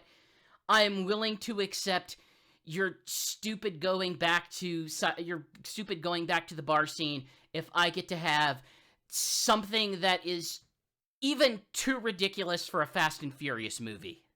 So, anyway, she's an alcoholic. Well, she's not an alcoholic, but she drinks a lot for a kids movie. Anyway, so Gunn knocks out Sonic and Tails. Well, sorry, Tails is already knocked out, and he's basically gonna be knocked out for a good chunk of the rest of the movie because he was robbed. I will add, but anyway, so Sonic is knocked out. They're carried off by Gunn, and so and Tom is also arrested, and so Maddie and Rachel have to go off and save him. But, like, basically at this point, the movie goes from being a Sonic movie to being the third act of a bad romantic comedy. It's Maddie and Rachel's wacky, witty adventure, and to me, it screeches the movie to a halt. Yeah, it becomes a Hallmark movie. Basically, this whole thing had 5 minutes of setup. Like, hey, like, here is Rachel, and here is her fiance, and then we return to this, and the betrayal happens, and all of a sudden it becomes like serious. Like we're expected to treat this whole betrayal seriously, despite the fact that we barely know either of these people. Yeah, I am okay. Whoa. I don't care about the romance. Wait, Why guys, would they keep bringing it up? Because I want to get it on record from each of us. Do you think that whole romantic moment was supposed to be a joke or not? Because I can't even tell if it was intended to be a joke. It was not supposed to be a joke because it's played way too straight. Yeah, and we never see them again, so it can't be a joke. That's why I would wonder if it was a joke, because it's never brought up. It's not like it's a plot point. But, like, if it was a joke, it'll be like, okay, this happened, it's wacky, we're just gonna split, we're gonna do a 90-degree turn into a whole different tone here. Like, I don't... It's me in my comedy brain thinking, like, okay, what exactly is the joke here supposed to be? And I don't... Yeah, it's like, it's played so straight, but you can play something really straight as the joke, but am I giving them too much credit? You are, and then it's played straight. It's played like a straight, "Oh, you betrayed me" thing, and then it keeps going, and then we stop, and then we like, okay, so Maddie and Rachel, they are about to like go and rescue Tails, and they're like trying to figure out his gadgets, and there's a couple of decent. Little deadly gadgets on him, man. And then, like, okay, they could be a killer. They defeat some gun people, and Maddie is about to go to the hotel, rescue Tom, Sonic, and Tails, and Rachel's all like, "I'm gonna go off and get revenge on the man who wronged me." And I'm thinking, okay, so this is where Rachel leaves the scene, and we follow Maddie going into the hotel, right? I just did a meme reference any more there. Rachel after that. And then instead of following the obvious character, they follow Rachel for like 15 minutes. This is the best part of Rachel. And I'm like just tapping my foot, waiting for it to end, as she like seriously confronts her fiance and says, "Was this all a lie?" And like, okay, like the whole thing with the golf cart, that did make me chuckle, but then it just kept going after that, and just kept going. Like, that whole thing should have been cut. Like, frankly, this whole thing should have just been left on the cutting room floor, but they didn't. And so it just drags and drags and drags, and it's boring, and most of it isn't funny, and there's just so little to like here, and this is like the worst part of the movie for me. I'm gonna go really against the grain here. I mean, Oh. you guys obviously really hate this section of the movie. I didn't really find it that offensive. I mean, yeah, all right, it probably could have done with cutting a fair bit, but didn't really offend me that much. And I thought it was nice to give, Maddie and Rachel something to do, because Maddie didn't really have a lot to do in the first film, and it was great to give her some action scenes. I thought it was great to give Tails a little bit of added depth as well, but vicariously through the human characters as they try and understand his gadgets as well, because it kind of helps illustrates Tails' genius as well. And Then the golf cart bit was absolutely genius. I absolutely really loved that, and the twist and the gun stuff. I laughed at that. I thought it was hilarious. And well, like I twist. said, I did not mind the initial reveal, even though it was like absurd even for this movie. But like I said, if they had followed Maddie instead of Rachel into the hotel, then I would be fine with this, because yes, it would give Maddie something to do. But the problem is they didn't. Yeah, maybe, but I don't think. I mean, I don't feel like I've wasted my life not following Maddie or the others. I mean, it's kind of a pick your poison, really. If you really didn't like how that was going, it's like it doesn't really matter who the movie followed at that point. And it was good to get some closure with Rachel. I actually quite like the character of Rachel. Of all the humans, I thought, she's the one, apart from obviously, like Stone and Wade. I'm like, she's the character that she hates Tom, and why not, right? I kind of see where she's coming from. He's a bit of a nuisance to everyone when he's not looking after Sonic, and so she's kind of relatable. It's kind of like, yeah, all right, you kind of ruin shit, Tom. Like, stop, maybe. So I kind of was like, yeah, all right, give her some closure. I'm quite happy with not seeing Rachel again as a character, but give her this. I did think it was really silly how the gun agent guy who was fake marrying her all of a sudden then decided, oh, but I still love you. I actually fell in love with you properly. And I just thought, well, what? like, You're going through this crazy thing anyway. You might as well go full hog into it and follow through on it and just be crazy at the end. Why not? Well, like, I think would have really kind of tied the whole thing to, like, instead of having him be one of the gun agents, if he was just also an innocent bystander, like all of his groomsmen were gun agents or something, and then maybe they turn on gun and help or something. I don't know. No, that's the fact that he was that's a gun an actual agent. joke, and this movie isn't interested in actual jokes. It's interested in sort of half jokes that don't really go anywhere. Well, the fact that he was a gun agent is just unbelievable. I do not like. Amazing. They have no end game to this scene. If he is a gun agent, I can fix. You know what? I can fix this scene for you in one very basic, simple, easy way that they should have done, because it's screenwriting 101. It's just what you do for a movie in a moment like this. You put in foreshadowing in all of the other wedding scenes that you also had. Yeah. Well, I think part of the issue. Okay, so the biggest issue I have with this scene, outside of the fact that, like, I guess don't really think we needed to do it, was that they just did not spend enough time here. Like, they did not spend enough time setting anything up. They did not spend enough time, like, making me feel like, oh, hey, Rachel is a character I care about, and so I'm going to connect with her emotionally as she is talking about how betrayed she feels. Because it's like, she just got, like, 2 minutes of screen time. That's not enough for me to glom onto. Well, and the other thing is, in the previous movie, we built up hating her because she's kind of a tool. So. Yeah, I mean, it's not really as deep as that. Like, I'm not emotionally invested in any of the human characters. Yeah. I just thought, well, this is so bum stupid. I love where this is going. Let's just see it through to the end. Why not? But I think someone in the chat has made sort of a really good point I didn't really think about. I think they said Saber Pilot. I think that part of the character arc with Rachel that they were trying to do was show that since that she now supported Sonic, she could also have a happy ending. It's not detailed there in that way, but it sure felt that way. I don't know if that's Saber says trying because they failed spectacularly. I can believe that though. I don't think that was what. I'm sure that was the she attempt. has even more reason to hate Tom, really. Yeah. Well, yeah. I do like this idea. I do like this read of it, though. I don't think that's what they were going for, but I do like this concept that, if you allow Sonic into your heart like Jesus, you will find happiness. Yeah, Like, it's nice to like things that are false. That's true.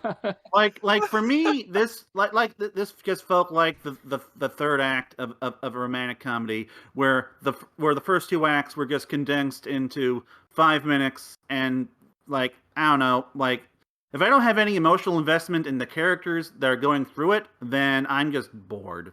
I And that's just what it comes down to for me. And really, they could have left most of this intact by saying, "Oh, Sonic showed up, and because Gunn was tailing, Tom and Maddie, then they can mobilize because they were just tailing them apropos of nothing, and it would have made sense." But no, it was like this whole wedding was a sting for something that was never going to happen in the first place. we didn't know Gun existed until this moment. They took it I'm as an okay with opportunity that to even. explain that it exists. What? I- Why? I know- My I know- personal I know headcanon is that if Sonic didn't show up, they were just going like the fiance was now going to be like a Undercover agent and an wait for undercover them to- agent, and like eventually Sonic was going to show up. But I am giving this movie too much credit. To be fair, it's just like that Well, I was mean- like my headcanon for justifying it. it's fun. He was it's fun going to be an undercover agent. I didn't want you to It is- trample that. That was important.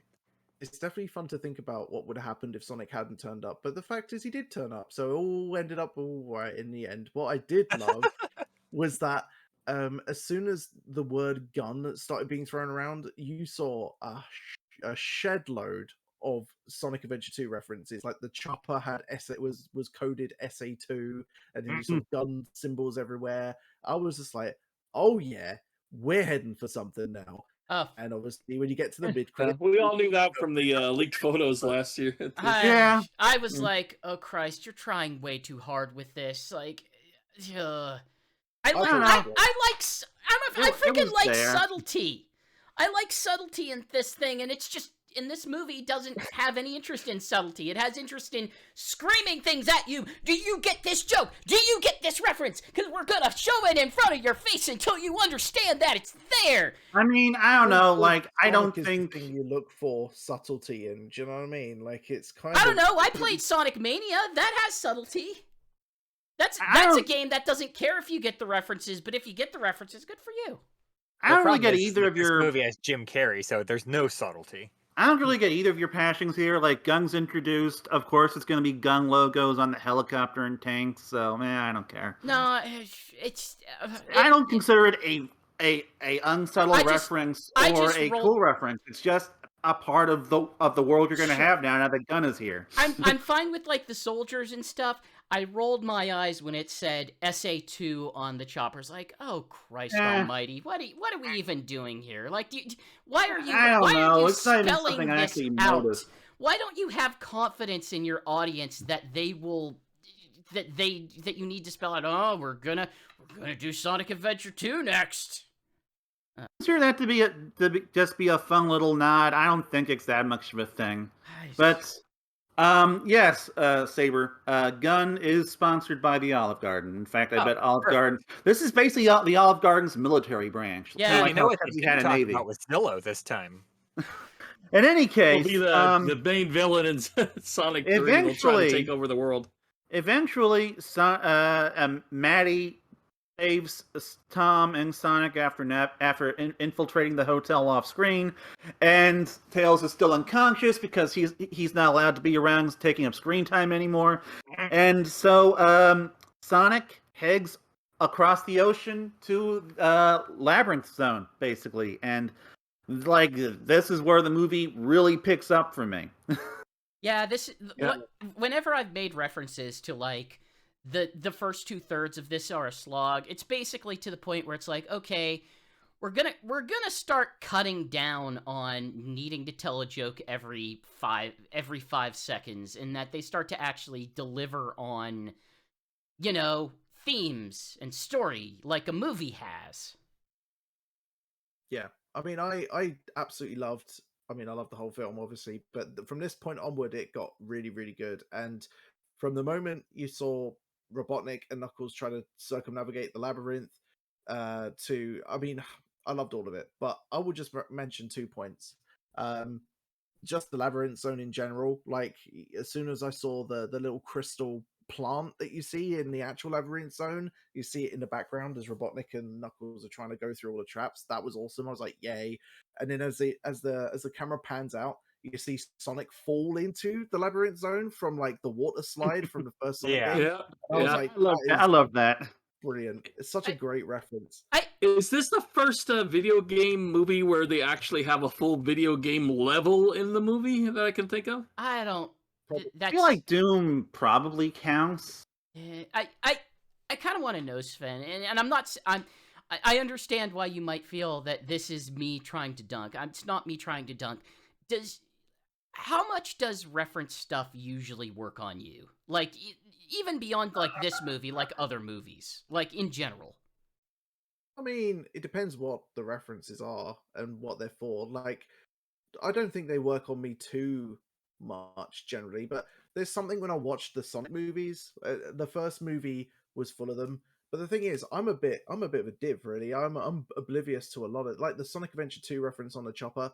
Like, my pal who was watching it with me, he actually pointed that out to me, and I went, "Oh, right, that's really cool." So I don't really see a lot of these references in the first place, but I do kind of think in the context of the Sonic films, like, they're important because it kind of highlights that the filmmakers are at least, you know, if you want to be cynical about it, you can say, oh, they're just pandering to fans. They're just trying to throw in like a, hey, remember this? We know what we're doing, honest.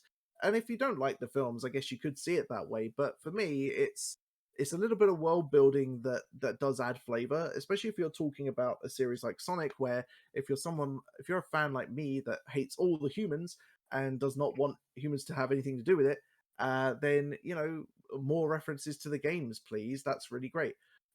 Especially if they hit well. Like, I think for all the references that were in the Sonic 2 film, the one that I actually kind of laughed at a lot was that water slide labyrinth zone one, because, you know, that was actually genuinely funny, and I wasn't expecting it to be there. I was expecting it to be like, oh, we're doing labyrinth zone, but we're just kind of doing a plant here, and we're doing a master emerald here, and whatever. And I just thought, oh, is that what you're gonna do? But then I thought, oh, that's actually a really good reference to the game. See, there's aspects of that I can absolutely relate to, but I'm not. I don't want to come out and say like I'm completely cynical about it, but I am. I do come from the perspective that the worst thing that you can do in a piece of media is pander to the person who you think I am and not to the person that I actually am. And stuff like the water slide, that stuff is great because they don't really draw significant attention to it, and I could sit there and say, oh, I get this is pleasant. Versus something like whenever they make the instruction manual joke where it's like, well, they just literally shove it up to the camera to make sure that you get the joke. It's kind of... I want to know that the writers have confidence in their own... Or the writers and the director and everything have confidence that this stuff isn't necessarily going to go over the audience's head. That, you know, you're writing it for it, and if the audience gets it, they get that. If they don't, it will continue on. It'll still be fine. Anytime they try to really highlight this stuff, I just do feel like certain aspects of it are really pandery. The set design, I think, works well. I think any sort of small references in the set design, the mean bean part, I think whenever it's subtle like that, that's a great thing for people like me and people like you who just generally care about the legacy of this stuff to really pick out and say, oh, I get that. I'm just bothered by any time they really, really try to draw attention to it, or if they make it too direct and too obvious. Because I see it as like, this is the in-joke. This is the in-joke for people who are basically broken inside. Actually, I have a question about that in a similar vein, and it was something I just thought of right now. In the first movie, did Sonic ever spin dash? He did roll into a ball. I know that. Yeah, he Okay. rolled in the ball, went along the ground, like as a proper like once. It was more of a drop dash though. So Okay, because I know he did that a couple times in the second Close one. enough. And I was like, oh, that'd be kind of a neat reference if he didn't do it in the first movie and did it in the second. But if he did it in the first movie, it's irrelevant. So Um.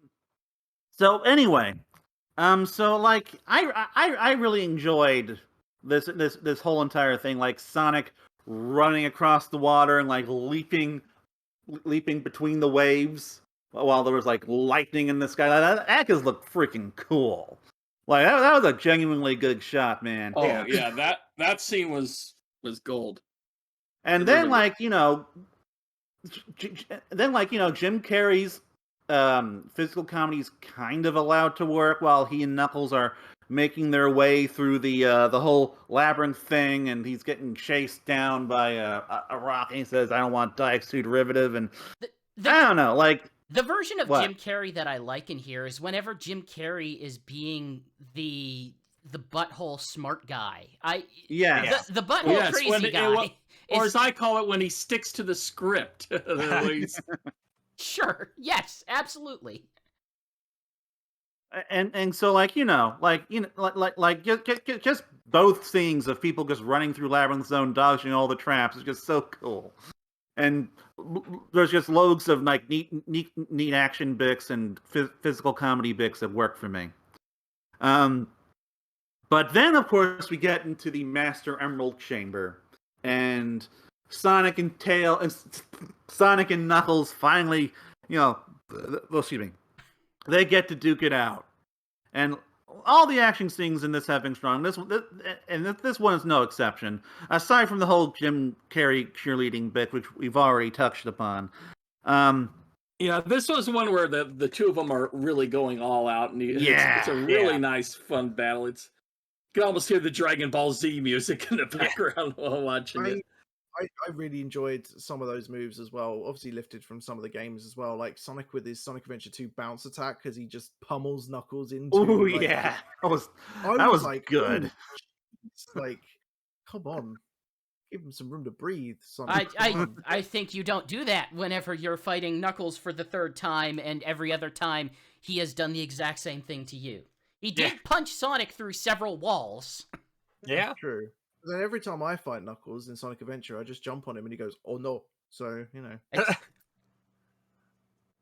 he's not so hard. It was a good fight scene. Like, it was a solid fight scene. It was a good culmination. It led to ultimately just like, hey, at the end of it, it's sort of the culmination of like Knuckles' character, who, yeah, he's the warrior who's fight, but he's also someone who has basically been alone his whole life, who doesn't really understand like what a relationship looks like, what like being friends look like, and it puts him in position for him to get taken advantage of like over and over again. And like I said, I think there's an extremely, extremely good scene after this fight where it drops a lot of the jokey, wacky, goofy humor, and it's Sonic throwing balls of sand and Knuckles reacting to it, and just sort of, yes, these are what I wanted these characters to be the whole time. Knuckles is sad and depressed and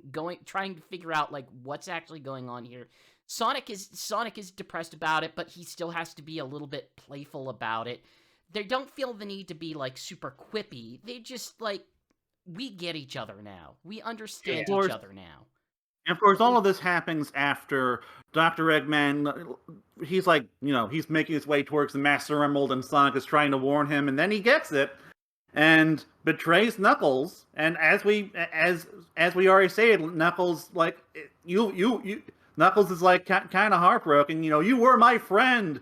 We shook on it. We didn't touch on that, but like basically like Knuckles' whole thing with Dr. Eggman is just kind of relying on this moment where he and Robotnik shake hands in order, because that is how their culture, like, I forget if it was trust or friendship. It's another like we'll say another Knuckles misinterpretation of like, hey, this is what this is intended to signify. That he uses the line with Agent So it's like, that means that he trusts you. Yes. And so, like I don't know. It's just a culmination of a lot, and then like it starts flooding, and Knuckles gets trapped. And as it's already been established, Knuckles gets trapped underwater, and Sonic has to save him. But of course, Sonic can't swim, and so like This is such a missed opportunity for the drowning theme to be in here. I'm good without that. No, I'm good without that. You already got your air bubble, Jason. Isn't that good enough? Isn't that Appreciate good the enough? air bubble. Yeah, bubble was Yeah, but great. that drowning music is so intense every time when you're playing the game and you're almost about to die. That would have been Gotta too love it. on the nose, sir. I am a little surprised they didn't have that I noticed. I might be wrong about this because I wasn't paying a ton of attention to the music, but they didn't really have any like musical cues or references that I caught. Yeah, I'm never very good at it, but they didn't have anything on the level of the Green Hill Mountain No medley. music from the game. Yeah, That sounded, Tom's ringtone. Actually, Oh, there was that. There was that. Yeah. But, now that Jason has said it, I have respect for the restraint that they showed in that scene. Maybe I'll tell you what though, Yeah, go ahead. what I sorry. loved. Sorry, I was going to say one of the things I loved in general about the Labyrinth Zone inclusion is just as a location. It's the first time you get to see a full-on otherworldly, in the sense. I mean, I would also say a Sonic world in the movie. Yeah. Exclusively a Sonic world in the movie, but let's just call it otherworldly because the way it's presented is it's this hidden ruin underneath the earth or wherever it came from. It's imperceptible for the human eye unless you had the compass to lead you to it. And I thought that was a great way of kind of marrying the oft debated, it does Sonic live on Earth or on Mobius or wherever the hell he lives on. It's kind of like marrying those two worlds together. And I thought it was a great way of doing it, especially scenes as for all the chat about Sonic lives in Green Hills in Montana, but that's not really Green Hills Zone. It's just a reference. And Yeah. the snowboarding scene, it's a bit like Ice Cap Zone, except it's not Ice Cap Zone. It just looks like Ice Cap Zone because they're in Siberia, right? And there's Yeah. snowboarding. They And happen to be on an ice cap. Exactly. And it's like these are cool references, and you kind of, well, for me at least, I kind of accepted them as they're Earth locations that look close to Sonic levels, therefore that's great. Yeah. But this was the first time where I was like, oh, they're actually going into actual Sonic locations now in Earth. It's not just, oh, here's Labyrinth, it's some Aztec temple, but it just looks a bit like Labyrinth Zone. No, this is actually Labyrinth Zone, right? So literally a I thought it was labyrinth. kind of cool. No, I thought it was really cool. Like that, they didn't have to. It was the first time they didn't use like a real location to like try and say here's an Earth location. It just looks a bit like And- this. It's like no, they're actually trying to marry the worlds together a little bit. And insofar as the character development went, I'm with Chris on this one. I thought it was really good. It was obviously telling. Obviously, they don't explore this too much, or it's one of the few things in terms of themes that they don't hit you around the head with in terms of subtlety. But it's quite poetic that it's like when Sonic first comes to Earth. Obviously, he's lived there a long time before he meets Tom Wachowski in the first film. But when he meets his first kind of human friend or human person in Tom, he's obviously a bit like afraid of him. There's this tension between them, and then Sonic ends up trusting Tom, and Tom ends up being a trustworthy guy, and they end up like doing stuff together, and they end up being friends.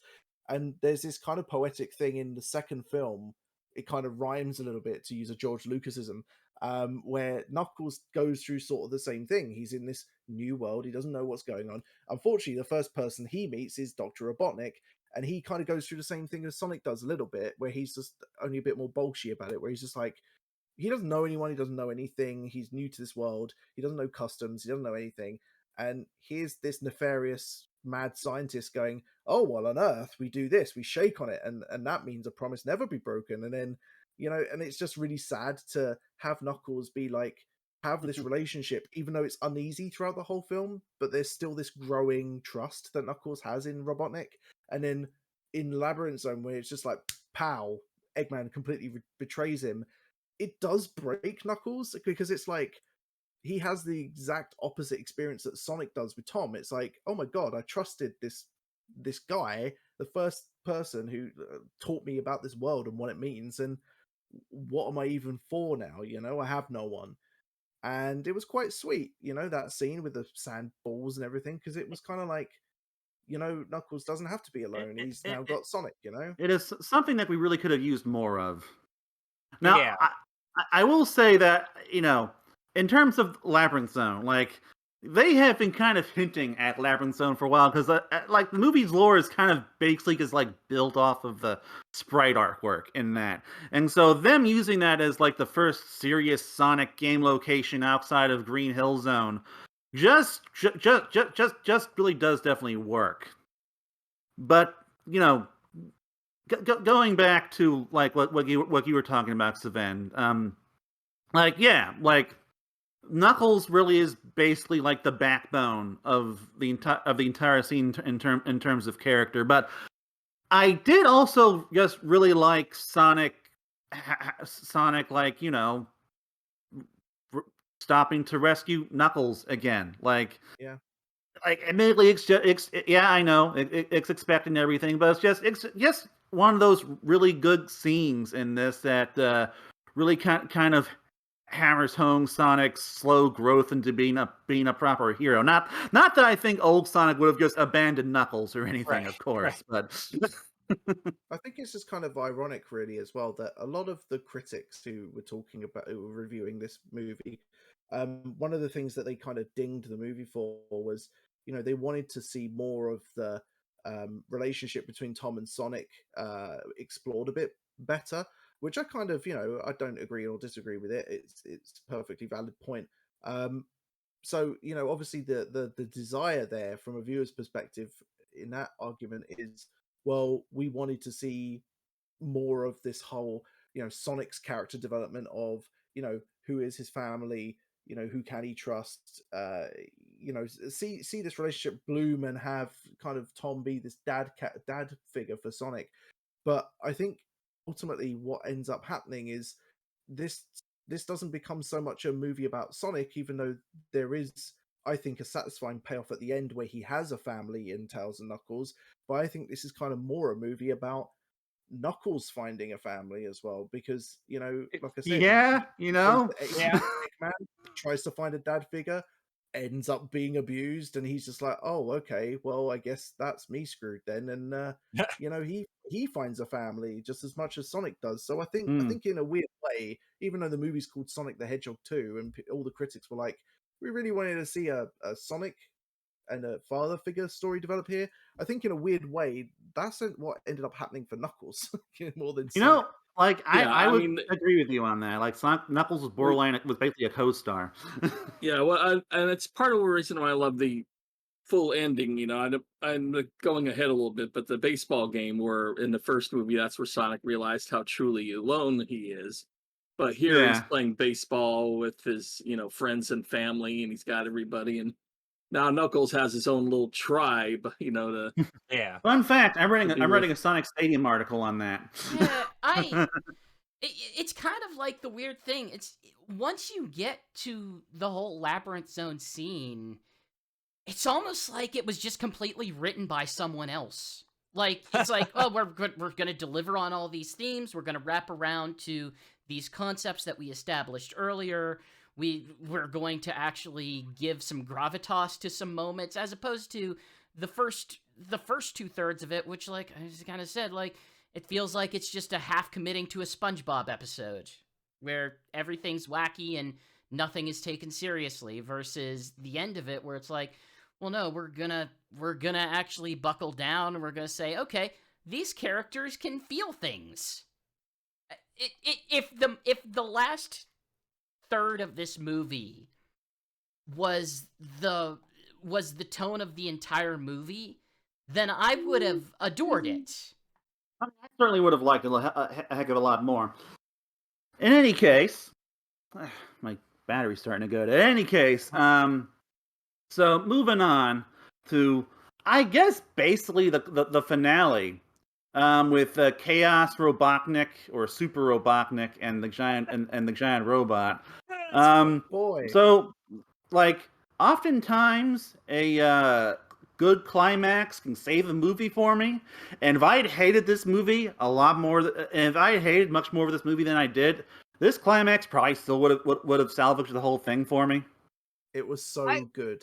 It was so good. Honestly, if you hate on every other part of this movie, this is the part where it's like, oh, it ticks all the boxes. Yeah, I'm yeah, sorry. yeah. I can't But- disagree with you there. I will disagree with you will on many say- points, but not on this one. But I will Yeah. say, I needed less Jim Carrey again. Oh, When he became Super Robotnik or whatever, he just devoured the scenery in a way that we have not seen Yeah. him do thus far. And anytime he was on screen, I was like, we can move on to the other stuff, right? Yeah, you- like you we don't. Do know we what, though? need to hear him do all that stuff with the sound effects and stuff? Yeah. I mean, I'm good. Maybe not, Do it. but you know what's interesting? I thought that how they handled, Robotnik absorbing the Master Emerald's power and basically using it as a sort of nega Marvel superhero superpower. I thought that was quite an interesting twist on that, because normally when you play the games, for example, the Master Emerald turns you into Supersonic, Super Knuckles, whatever. You don't Right. really think about what it does to a human body, or does it turn you into Super Eggman? I don't know. But I thought it was a good enough, or a satisfying at least, kind of interpretation of what a human absorbing that power would have Yeah. done. I thought it was a bit extreme, him building the Death Egg robot out of all the pieces in the world, which I thought it was clever, because I thought you got a shortcut to building the Death Egg robot, right? Oh So man, I did not kind of- complain about his robots in this. Yeah. Well, I kind of suspended my disbelief about it for the sake of the time of the film and how long that was taking. But there was a part of me that's like, I think this goes back to Chris's point earlier. Like, Robotnik is meant to be this super evil genius, not this comedy goof, right? And this Yeah. would have been a perfect point in the film where he would have shown off that kind of genius. In the games, obviously it's not explained how he builds a Death Egg and how he builds a Death Egg robot and all this stuff, but you just assume, oh, well, Robotnik's got an IQ of 300, so of course he's just been toying away at all this for months and months and months before the events of Sonic 3 or Sonic and Knuckles happen. So you just think he's just a genius. He made this huge Death Star looking thing that looks like an egg. But in the film, it's kind of shortcut to, oh, he just imagined it. And it kind of takes away a lot of that intelligence that you think he's supposed to have, because if you can just imagine something can happen, doesn't matter what the bits are made out of. It's just kind of like, oh, you really just kind of cheapened out on that a little bit. I mean, I'm going to be honest, Ben. I don't know what else he possibly could have done with that Chaos Emerald in terms of like his own superpowers. Yeah. This is why I said I'd suspend my disbelief on it. It's just like, when you think about it for a bit, you're like, oh, well, okay. But this is me nitpicking here. I'm not like, and this is way after the fact. In terms of like the comedy acting and stuff that Jim Carrey does, I forgive all of it, because just for the one bit where he's in the Death Egg robot and he uses his leg to do a riff on Pantera's Walk, and as a metalhead, that sent me to space and back. I hate all of his dance moves in the Death Egg spin. I thought that Who hears a metal song, let alone Pantera, in a family film? What is going on? I was like, this was amazing. This film was made for me. This is the same reaction I had to hearing Starman in the Buzz Lightyear trailer. Yeah. Like, for me, you know like, Jim amazing. Carrey doing dance moves in the Death Egg just like took away any sense of threats or intimidation that he had kind of been building up throughout that whole thing. Because he's dancing the Death Egg now. Huh? Here we go. Okay. Sorry, I'm sorry, guys. I'm slowly moving all the way down the table. And I am coming after you, because I don't want to be away from human contact. Yeah, y'all Come got to give me chase some me. space here at the end. I'm like the Come fifth little chase me, monkey Alex. jumping Come on the chase bed. me. Anyway. I was going to subtly note this, but Jason had to leave for the remainder of the show, so we sincerely thank him for the time that he was able to give us. But Yeah. but it's just the four of us now. Yeah. In any case, Well, hold on. I wanted to mention one thing based on what Sven had said, because I think it was interesting to note that while he did create all of this with his mind, even after he lost the chaos power, he was Oh, able to yeah. it was still a fully functional robot that he can control manually. Oh Yeah, yeah, So- that is True. That accurate. is Like, true. That's a good point. it Yeah. it wouldn't have worked for me if it was just like what's it, Green Lantern power or something. Oh yeah. But Oh, the yeah. fact that like no, he made the robot by ripping apart other machines around him and Yeah. was able to construct it that way is like, okay, this makes an amount of sense of what he would be able to do with that type of thing, I guess. Yeah, and he was smart guess enough that it had full control even after he lost the superpower aspect of it. He was able to Yeah. still drive it like a mobile suit. That's a really So, good point. I guess if you think I'm about it, like, he did really build that Death Egg robot. It was just the Master Emerald power just made him accelerate that. Yeah, I guess yeah. I'm that's gonna a good go way of off thinking about it. on a tangent right now because a quick tangent. So like, the Death Egg robot, it's really cool. It looks great. But you know what I really could have gone for? Some proper badniks. And Oh yeah. I like having just those flying AirPod things again. It was They fine in had the first buzz movie, bombers. but Yeah, they kind it of was did do a buzz it was bomber AirPod reference, buzz so bombers, Reef. But it was no yeah, buzz bombers. Just yeah, saying. it kind of, yeah. No, I I'm kind of with Reef on this one. They kind of did it, but yeah, I know what you mean. They're, Like, it Yeah, it's would a be they're, nice half to they're have step. a bit of boring. a I gave it a pass in the first one because it's all like, yeah, they're the prototypes. But I needed something more. I needed like proper, colorful animal robots in this. And instead, we just got more of the AirPods. In any case, weirdly. so like back to the actual point that we're going towards, though. So like, it was really, really cool seeing Sonic, Knuckles, and Tails together on this, like flying into Green Hills on the biplane, like Knuckles, like Sonic trying to strategize, and Knuckles like just crosses his arms and They- falls off and does the air dive. they That was have funny. yeah, when the characters are all together like that and don't feel the need to like joke every 5 seconds, they have really good chemistry. Yeah.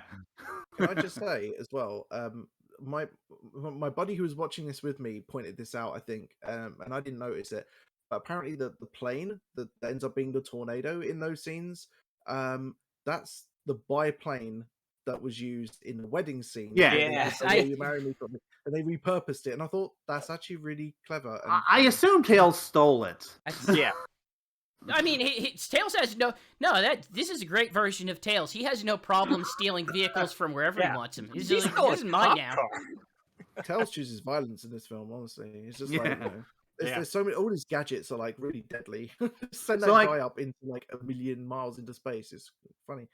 But yeah, I love the whole Sonic Heroes like nature of it, where it was like they were all strategizing toward as they were flying towards the Death Egg robot. It was Yeah. it was just so good. It was And then, of so course, good. their whole teamwork thing falls apart because they've never done this before. And so, Yeah. like, they all get beaten. Tails gets blown out of the sky, and now they're like hiding behind rubble. And they finally have to just change their whole strategy and work together. And Yeah. like, again, I keep praising the action here because it's really good. This action scene was again very good. Like we were like just literally just getting some really awesome Sonic heroes and Sonic Advance 3 moves in throughout this whole thing, and it just works so well for them.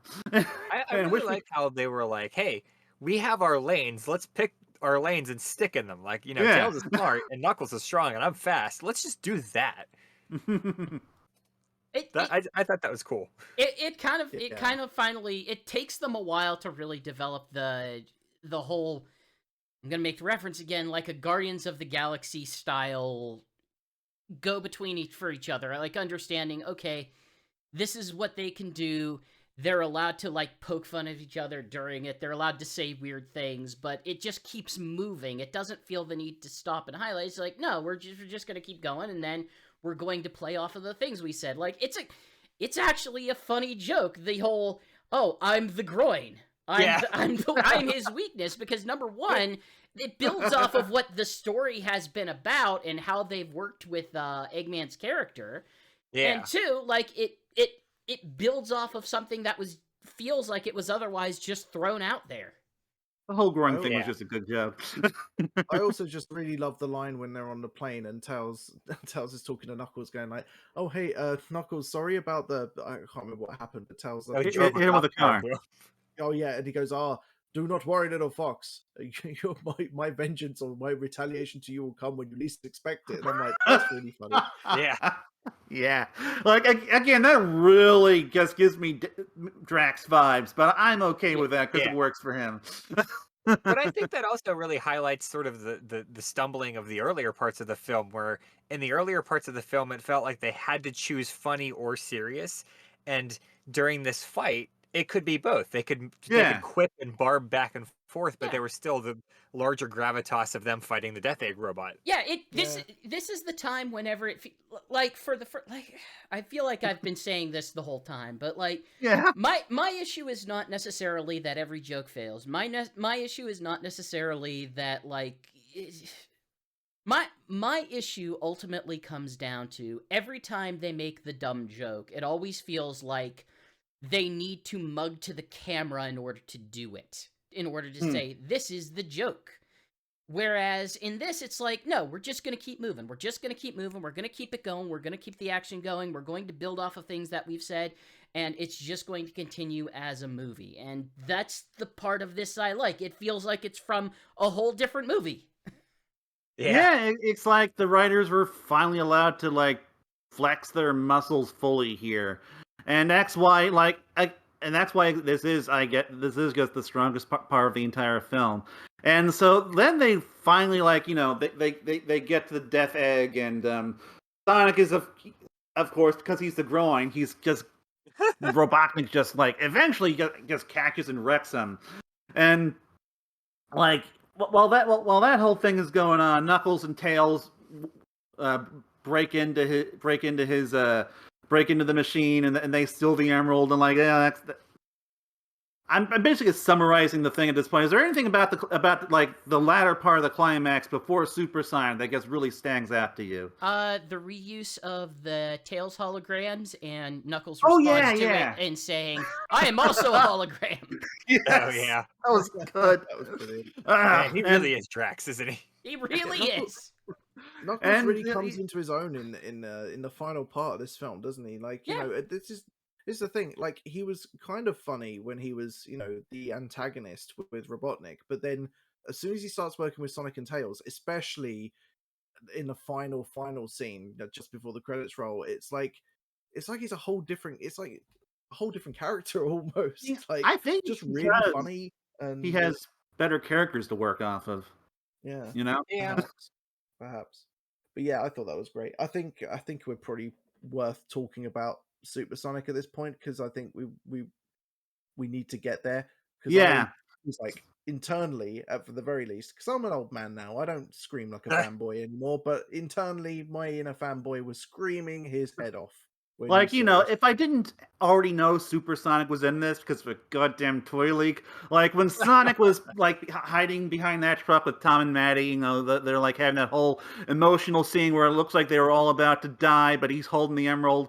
Like, you know, I'm thinking, oh wow, we're gonna get Supersonic, it's gonna be so cool. And then it comes Supersonic and just, boy, does that just look damn good. Like, Supersonic looks great. He just the way he just slices through Eggman's Eggman robot's foot is great. Man, it's so nice finally seeing Supersonic in action like this. The But I model want to looks say great one as well. thing that I thought was weird. Yeah. Is how itty bitty the Chaos Emeralds are.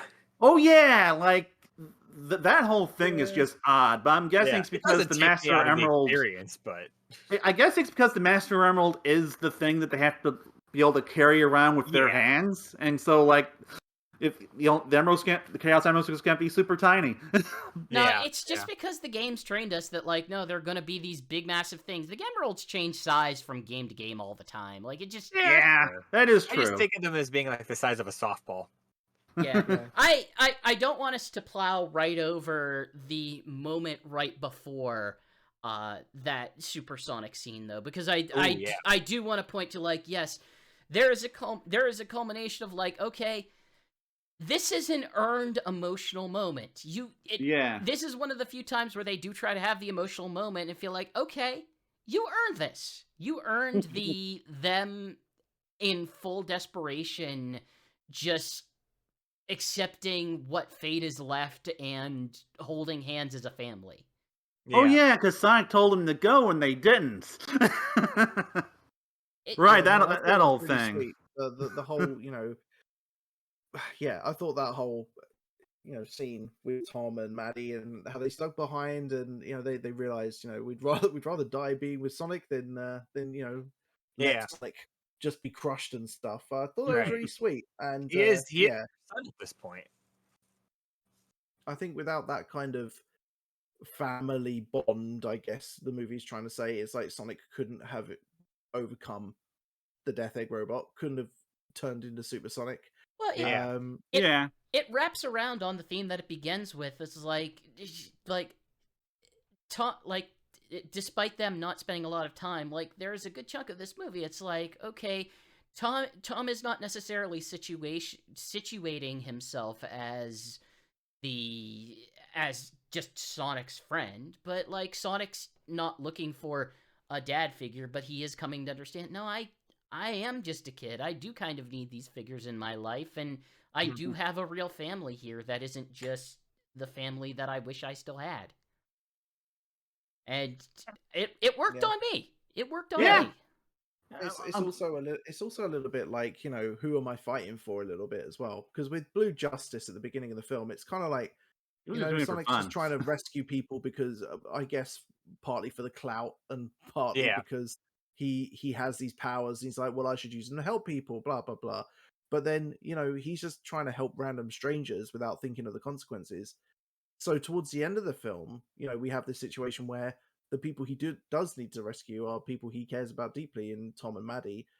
It's like he finally gets it. It's like, right, I should use my powers to concentrate my powers on saving the people that mean the most to me, and maybe that's a metaphor that the Chaos Emeralds and Supersonic really come into it, because it's all about where do you focus your strengths in life, like, do you put all your focus in people that you don't know? Yeah, to a degree, but it's all about how you responsibly use that power. But when it's your own family in danger, like, that's where you got to pull out the big guns. It all leads back to that line Tom mentions at the beginning, where it's like, you'll have this power, you'll have this time to come, but your moment isn't here yet. Your moment will come, but it's not here yet, which all sounded very Lord of the Ringsy, but it kind of has a nice payoff at the end.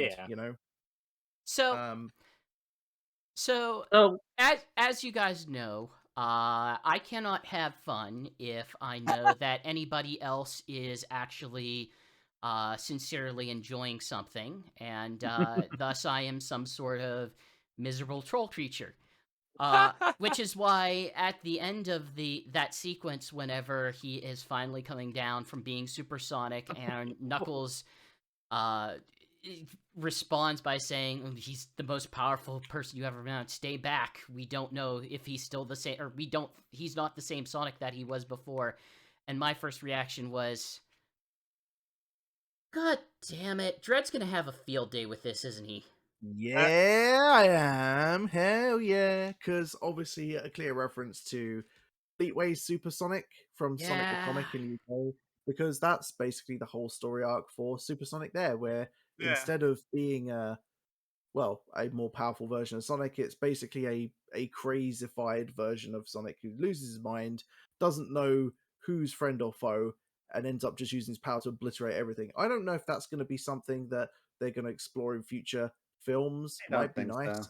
Might be good. Might be a good extra angle to explore. Or if it's just a throwaway reference where they're just like, we're watching, you guys are watching. By the way, I thought it was a great little nod. I think it was more of just a lead up to the gag of Supersonic raises his hands. There's like a dark thunder cloud swirling around him and lightning, and then he summons chili dogs. Yeah. Yep, I thought that was which funny. Again made myself and the rest of the theater laugh.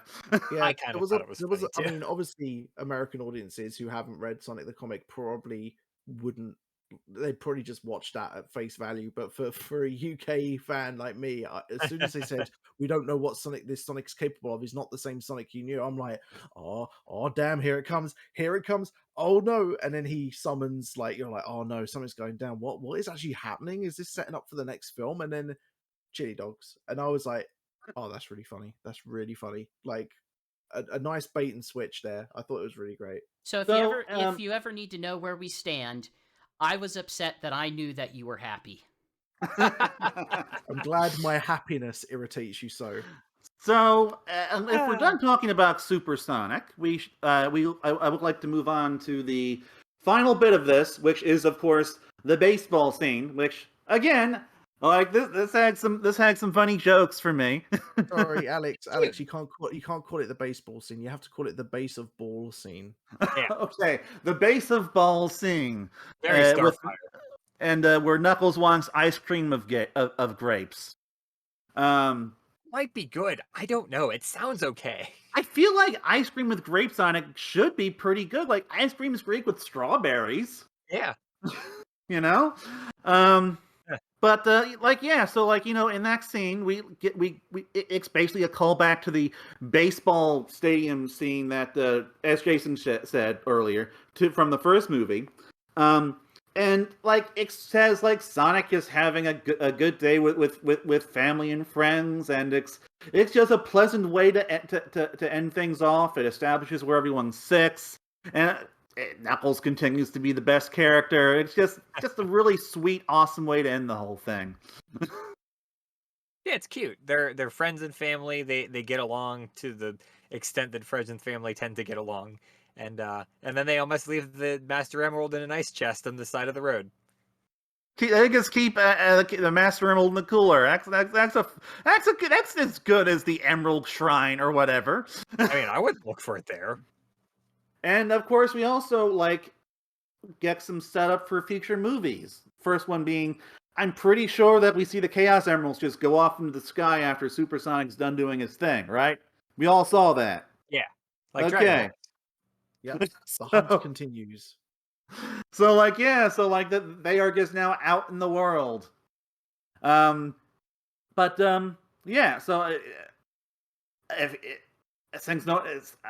free to interrupt me, because otherwise we're just going to move on to the shadow scene. I don't really have a whole lot to say about it. It's just a cute scene. It ties the room together. It was a good ending. All right. Well. Okay. Clap. The final bit, we get a reveal from Olive Garden Gun Commander that Shadow, that they found files from 50 years ago, and Shadow's a thing. As soon as they said 50 years ago, I don't know why I didn't anticipate this already. I just went, oh no, yeah, here we go. And then seeing the model, just like the pan up from the feet upwards, I just lost my mind. And I don't know what. I mean, it seemed, with all the gun stuff in the movie and all the SA2 references after the gun reveal, I should have seen it coming a mile off, but for some reason I didn't, because I'm an idiot. We've been thinking about that for the past since the first movie came out. I was like, okay, if they're or the second movie was announced, well, yeah, they might do a Metal Sonic something, but I really want Metal Sonic. Let's be real I like here. Metal Sonic. They know where their bread is buttered, and whenever he said we might not necessarily do the movies in order, said Fowler, it was like, okay, they're saying this because they know, it's going to be Sonic Adventure 2, because they know people inexplicably like Shadow. I say inexplicably. I know people like Shadow for very specific. Yeah. I mean, you got to understand. I saw this movie before that interview was published, and also I'm an idiot, so I had no idea. Just like how I was. That's not fair, because I am also an idiot. Just like how I was expecting Knuckles but didn't want him, I was expecting Shadow and really didn't want him, because I feel like, you know what? Before you can introduce Metal Shadow, you need Metal Sonic. Like, there are other things that you could and should do in a movie before you bring in the character that's basically Sonic's Vegeta. But from a marketing standpoint, Knuckles and Shadow are the two most marketable characters after Sonic, and so of course you're going to introduce them in the next two movies, and that's what happened. And for me, like, at least at the very least, Shadow looks cool. His storyline is also more serious, and so like he could conceivably be the villain of the next movie. They don't even need Jim Carrey for it. And like there is a good story to be mined here, where like you kind of go more in the direction of the climax of this movie instead of more weird human and Jim Carrey shenanigans. So I don't know, like I guess I'm fine with Shadow being in, especially since we at least have a Knuckles series between now and then. So they'll do more with Knuckles at least before he gets Piccoloed and Shadow becomes the new hotness. I mean, I think he already got Piccoloed. Hey, no, Tails got Piccoloed. Or Krillin. I don't know. Tails wasn't a villain. I think Tails is Gohan here. It's Point not. is, like, It's not a perfect one-to-one comparison, guys. it's not. It can be. My point is that like Knuckles stole Tails' thunder, now Shadow's gonna steal Knuckles'. But at least Knuckles gets a series first. Well, Yes. for the sake of being sensitive to our differently time zoned cast member, I think it would be a good idea to start moving towards closing thoughts. I did want to I understand, Alex, that Yeah. we're gonna be talking about this for a little while. I'm sure we're gonna have articles on the site unpacking our feelings, but I think it would be a good place to start wrapping it up now. All right. So final thoughts. Hello? We're Great. all still here. Go ahead, Sven. I was just gonna say great. 9 out of 10. Read my review. It's brilliant. Yeah. But obviously to expand on that, yeah, I thought, I mean, we just ran through the whole film, didn't we? So I think you probably know my thoughts on everything right now. But you know, just a great. I'll just repeat what I said at the top of the show, which is, I thought it was a great film in general. Well, not a great film in general, a fun film in general. Let's put it that way. But if you're a Sonic fan, I think it does everything that you want it to. Obviously, there's a bit of fluff going on, which we've covered in this podcast, but I think you can fight through that to get to the really good stuff at the end. The ending is just what it's all about, and the Sonic, Knuckles, Tails, Robotnik sort of action. I'm glad they focused on all of that rather than the human stuff, but I'm also kind of glad that they threw the human element a bone as well. So I didn't actually. I know lots of people will have their favorite scenes and their least favorite scenes, but for me, the whole package was just either ranged from inoffensive and was quite fun to OMG, this is totally awesome. I thought that the performances that all of the voice actors gave, I was really happy that they managed to bag Colleen O'Shaughnessy for Tails. She did probably her best performance as Tails. Sorry, Rog, but Ben Schwartz is Sonic now. That's just what it is. He is Sonic in my head. Like the personalization of the character is down pat. I can't imagine anyone else now voicing Knuckles other than Idris Elba. And Jim Carrey is just Jim Carrey, and I got what I wanted out of him from Eggman. I was a bit disappointed in how he was kind of reduced in character to a cheerleader throughout the opening starts of the film, but he kind of pulled it back, or his character pulled it back, I should say, by being really menacing towards the end. And I love all the humans from the show. I know I just spent a whole 2 hours saying I don't care about any humans, and that's true. But if you're going to put humans in them, make them so I don't really hate them so much. And thankfully, James Marsden and Tika Sumpter and all the others, they did a great job of the roles that they were given. Yeah, I thought it was just a great fun movie, definitely worth watching more than once. And yeah, go watch it. It's great. Chris, final thoughts. Yes, I am a Sonic fan, and I eternally have an academic interest in all things that are related to Sonic. That said, more so than a Sonic fan, I am a fan of good stories, and I will circle back to what I said at the beginning, is that I just found this movie disappointing, and it I am glad people are liking it. I am glad people are excited for it. I am glad people are looking forward to the third movie and the Paramount Plus show. It just didn't do it for me. Like, it wasn't consistent enough. It did not really flow together. It didn't come together. And if I wanted to review a third of a movie, I could tell you a very positive review of a third of a movie, but I didn't watch a third of a movie. I watched 2 hours of a movie and liked about a third of it. And the part that really bugs me is I like crap. I like garbage. I actively pursue Money Plane. things that Money Plane is amazing. Money Plane is the best. Money Plane was quite good. Money Plane sucks, but it sucks in the best possible ways. But the problem here is that there is something core that is good to it. I like this sort of interpretation of Sonic. I like the sort of relationship that they eventually build. This movie justified Tom in a way that the first one didn't. And yet, I'm still walking away thinking, like, man, imagine if they did that the whole time instead of part of the time. I'm just not... I walked away from the first movie thinking, like, hey, this was fine, this was okay. If they fix this, this, and this, then I would authentically like it. And I came to the second movie thinking, they did some things better, but they didn't fix the things that I wanted them to fix, and thus it just sort of falls flat on its face at times. So, again, if you like the movie, no shade on you.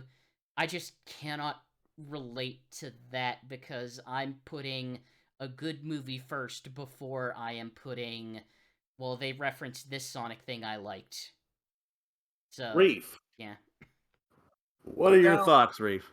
I would say I fall kind of in the middle here, where I really liked a lot of chunks of the movie, but there was this middle bit that could have just been cut, really.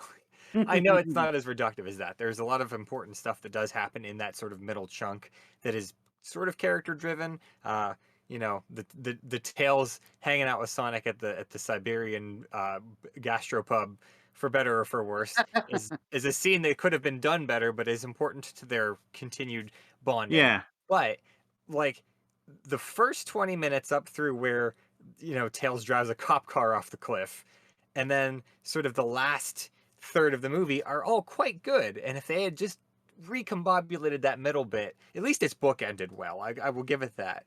But I stand by my original statement of, like, I'd give it a 6 out of 10. I would probably watch it again if someone said, "Hey, let's watch the second Sonic movie," but I wouldn't go out of my way necessarily to do so unless I was in a very specific mood.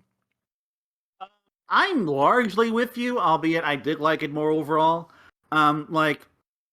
I give this about a good 7.5 out of 10. I think it was a modest improvement over the first one, not like it wasn't the improvement that I was hoping for. Like, I was really hoping that this was going to be like a significantly better put together movie that could like go toe to toe with like a mid-tier Marvel thing, and it doesn't do that. And for me, it does come down to things like the Siberian scene, but it also just kind of comes down to Jim Carrey being kind of really annoying.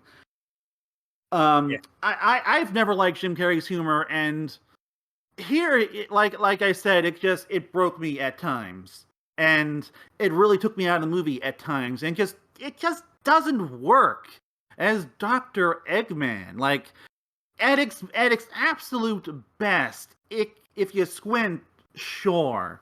But I really just want him to be, like, in my article from last year, I said that, hey, I kind of see where he's going with this. I think that, like, maybe he can bring a better Dr. Eggman performance next time. And they just didn't. It was just Jim Carrey being Jim Carrey. And that's not what I want from a Dr. Eggman performance. I was going to say, well, if he's going to retire, what you could do is you could just rebuild him entirely in CG and no one would be able to tell the difference. Well, he's basically a CG character as it is. I was so gonna my say use Drew Carey, but so like okay. basically like I hope that they recast him by just saying yes, he died. But because he's a super genius, he downloaded his brain to a computer, and now Agent Stone has Oh. to kidnap like Jack Black and download Dr. Eggman's brain to Jack Black's body, and then he stylizes his mustache, and now Oh, like Jack in the Black Archie comic. is Dr. Robotnik, and it's also going to shift his personality so he's less annoying and more of a childish super genius. Yeah. So and for me the other big issue with this movie is just that we don't get enough Tails. Tails was robbed. Yeah.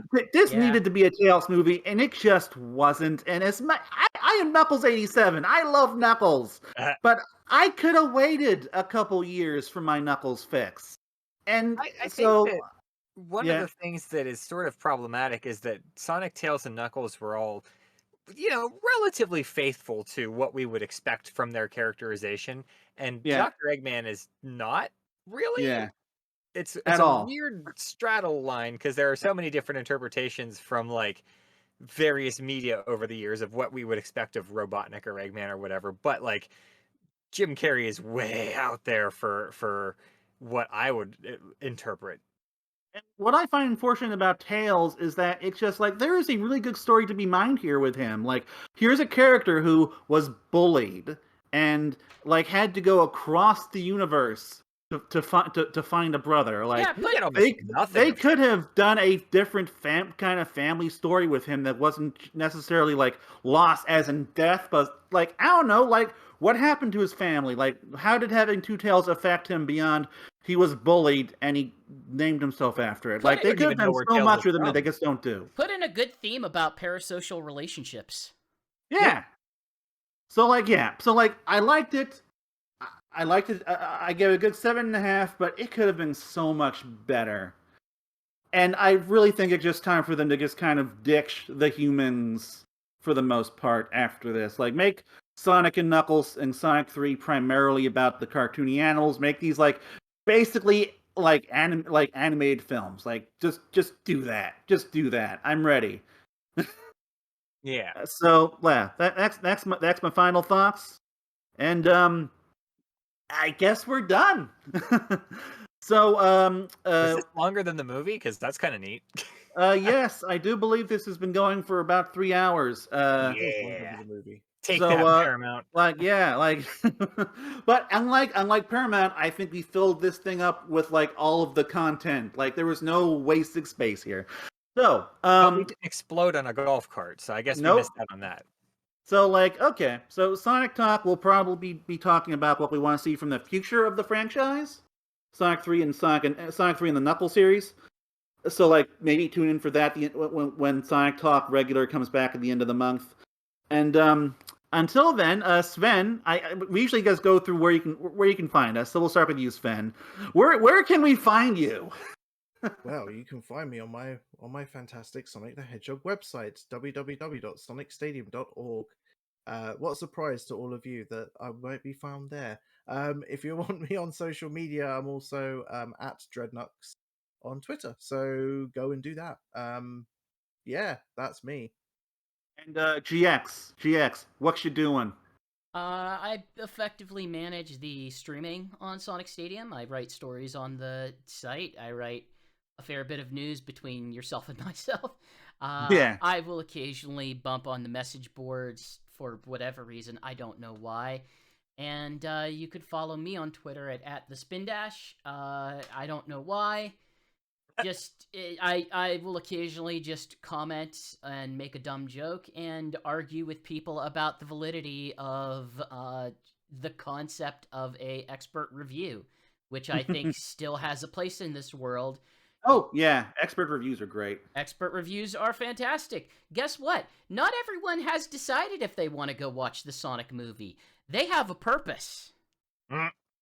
And Reef, what you got going on? I don't really do things. I just ride your coattails whenever it seems necessary. So. Well, hopefully, hopefully, we will have some projects going up soonish. So, like in the next few months. So, Like You I know, said, I fingers ride your crossed. coattails when necessary. Yeah. And as for me, I have some Sonic movie articles planned. I've got one partially written. Um, a lot of them were initially going to be kind of negative, but then I talked with my housemate Corey, and we were all like, you know what? Negativity is easy to do, so let's come up. So let's help me come up with some positive stuff too. So now we're gonna kind of have a mix. But you're going to be getting some complex Sonic movie thoughts written out over the next week or two. So just stay tuned for that. Yay! I will also note this is the only stream today. There will not be a second stream this evening. Oh yeah, I would have had to start in like 50 minutes. Oh, 40 minutes. That's effectively why. Yes. Yeah, I didn't know it would go this long, but whatever. Like, thankfully we didn't do much that would have to be edited out, so hopefully this will go to YouTube super quick.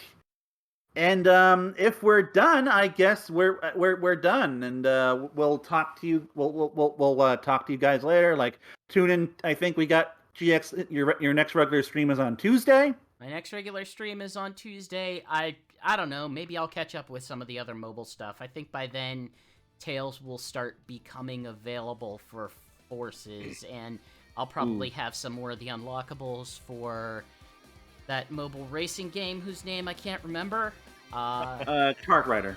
Yeah, and I don't know. Maybe Knuckles will be in Sonic Dash or Long Claw or something. I don't know. In any case, we'll see y'all. Stay tuned to our stream, and we'll see you guys later. Peace. Hello, everyone. Peace out. Bye.